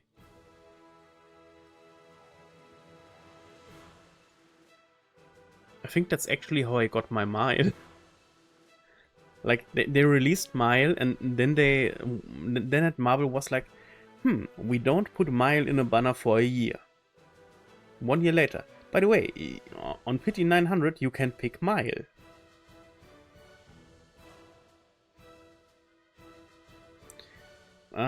I told you that after 1 year break I returned to the game. I entered PvP, I encountered this ultimate Escanor. I killed him, and I was like, why is he still standing? I scanned him mid PvP because I don't have him, so I can only do this, scan him while fighting. I read his whole passive, and I was like, where is standing that he's coming back? And it's just in his ult stand. This is literally the description of his ult that he's returning when he dies. This is some next level bullshit. The first time I encountered this. I mean, why not directly put it in the unique? But yeah, I mean, it's scaling with his ult level because when he dies, depending on his ult level, he gets that many revives, which not revives, but hits he can still sustain, which is still bullshit. It's put it in as unique and just say it's scaling with his ult level.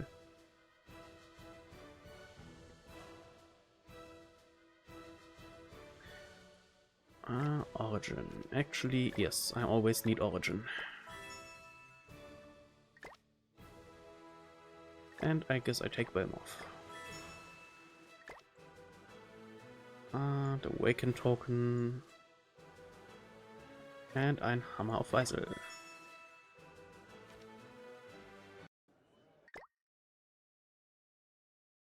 Like, I think they did it with Hale, they did it with the new Queen Elizabeth, they did it with Ultimate Escanor.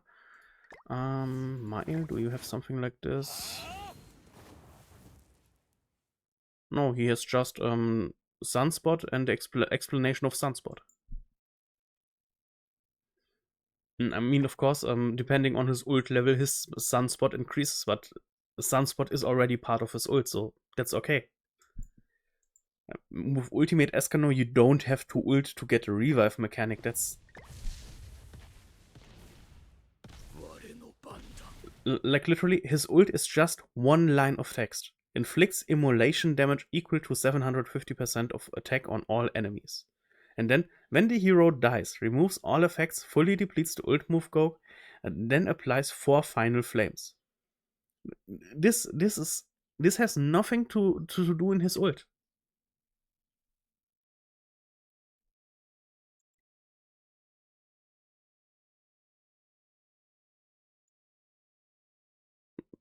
But to be fair, the last Gopher banner was kinda insane because I told you I pitied Mael the first time he finally returned, and this happened on one rotation on the Gopher banner.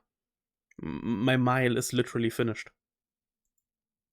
The Gopher banner was not really a Gopher banner, but more a Mael banner for me. Like one rotation, Mael from 1-6 to 6-6.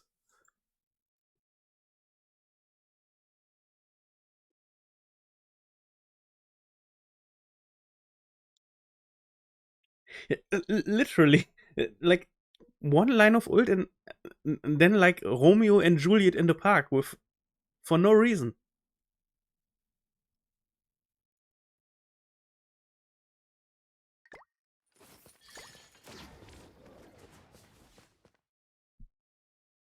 I mean, like Hale has 3 lines of text which are actually related to her ult, and Dennis. If the hero is participating in battle and a Ragnarok or unknown race ally dies, Undying Shepherd is applied to the hero. Like, why is this important? Why does this have to be important in my ult? And besides that, Undying Shepherd, the whole explanation from Undying Shepherd is also under your ult in this small box here to scroll through. I mean, yeah, Hale has already a lot of text in her unique, but this never stopped Netmarble from doing it.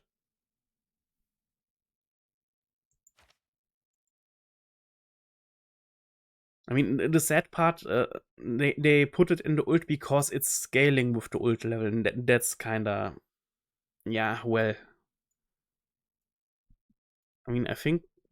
Ooh, does anyone else do this, by the way? I think Hale has it, Queen Elizabeth has it, and Ultimate Escanor.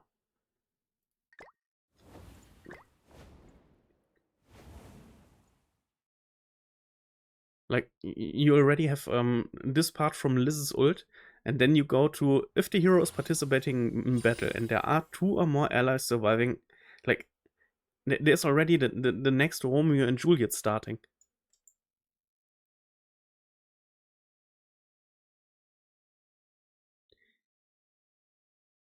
True, because we don't need the passive to use it. But how many units are there actually ignoring the passives of characters? For me, I literally know only one character ignoring or blocking passives for 1 turn in the whole game, and that's Howlex. Literally, in phase 3 of Howlex, when you not just right now one tap him, Howlex makes this weird scream at you, and your unique is blocked for 1 turn. Oh no, it's not like our teams are still hitting for quite a few. No, I feel you there. It's at some point this is kind of, it's a shit show, but it's a funny shit show. That's why we keep playing it.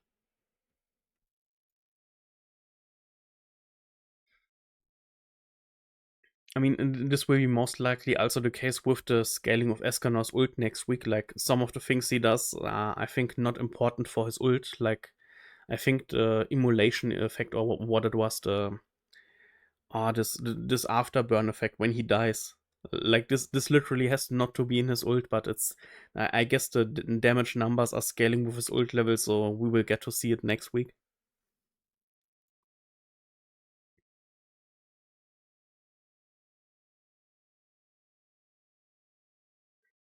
True.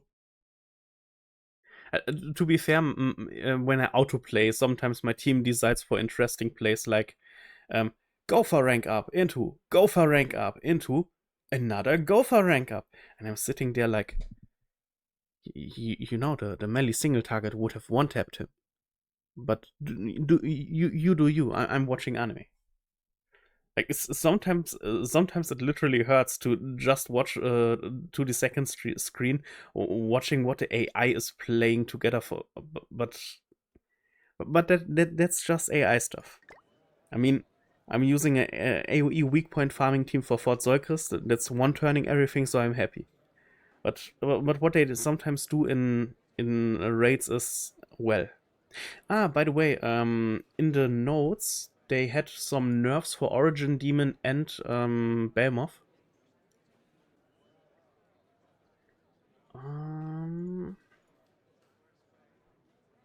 Night eliminate. Oh, that's fast. Basically, Behemoth normally has this passive that for each percent HP he loses, he gets base stats increased by 1%, which is kinda bonkers. Like, you hit him down to 90% and he survives, he gets a 90% stat increase and basically wipes you. They nerfed this now in JP. For each 5% HP he loses, he gets 1% base stats. So that got nerfed drastically. Like, when you now hit him down to 95%, he max gets 19% stats. And that's in the patch notes. Like, we will get this next week. They also nerfed something about Origin Demon, but to be honest, I'm not sure what they tried to tell us with this. Yeah, the demons did not get touched in a while, like a long time. I mean, the Behemoth nerf is actually nice because there are these solo player missions, like beat Behemoth on Extreme, on Hell, on Solo, that you get gems out of them. And I did not get yet my Hell reward for Behemoth. So with this condition that he is getting less stat than before, he should be easily soloable. Besides that, HP 10%. That's not what I wanted to do. I wanted to look into my origin. What of your passives is actually talking about 10% HP? Evasion, damage cap, but your damage cap is always your damage cap. Less damage taken from goddesses. Enjoy grinding through PvP and grinding like all you need. And it was nice having you here. Hope to see you soon. In the next time, I think I will not stream that much Grand Cross. I mean, from next week on, I will stream a little bit more because we have anniversary. But I will maybe just do on the weekend one more stream for just demonic beast grinding or raid boss grinding. Besides that, I will play Wuthering Waves, or which releases tomorrow, or Bloodstained Ritual of the Night, or Pokemon Randomizer. But would be nice to see you around again.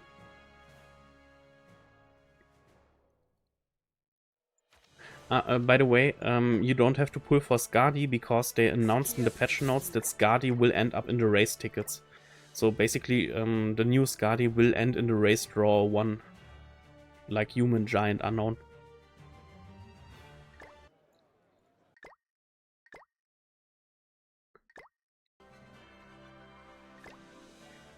So, but for now, I release you out of my evil fangs, while still checking for the passive. I'm looking what the nerf is he got.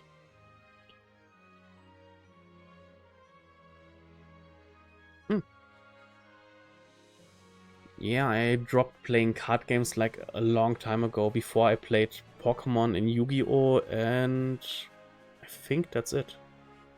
A friend showed me Magic once, but it was not for my taste. I mean, I'm glad that they having fun playing Magic, but it's, I guess, too high for me.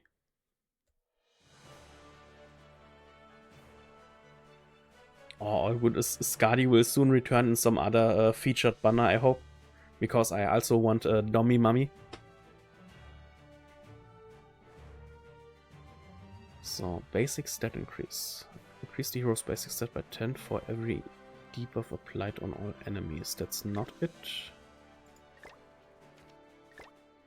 Applies an effect which decreases all stats by 7. That's also not it. Immune, that's also, these are the skills.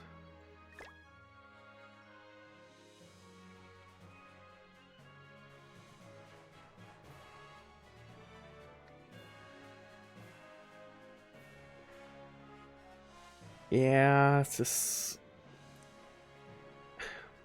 I cannot do much against these spots, but... I mean, whatever floats his boat. Evasion. Goddess. Ult move.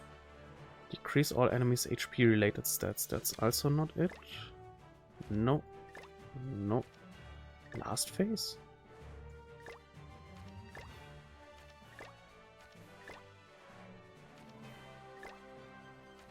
Or is it some of his skills they nerfed? 45? Maybe it's his inhale? 2 turns rank. Increase max HP. Okay, I'm literally lost. I don't know what the nerf for Origin should be. But I mean, next week on the global patch notes we will read it again.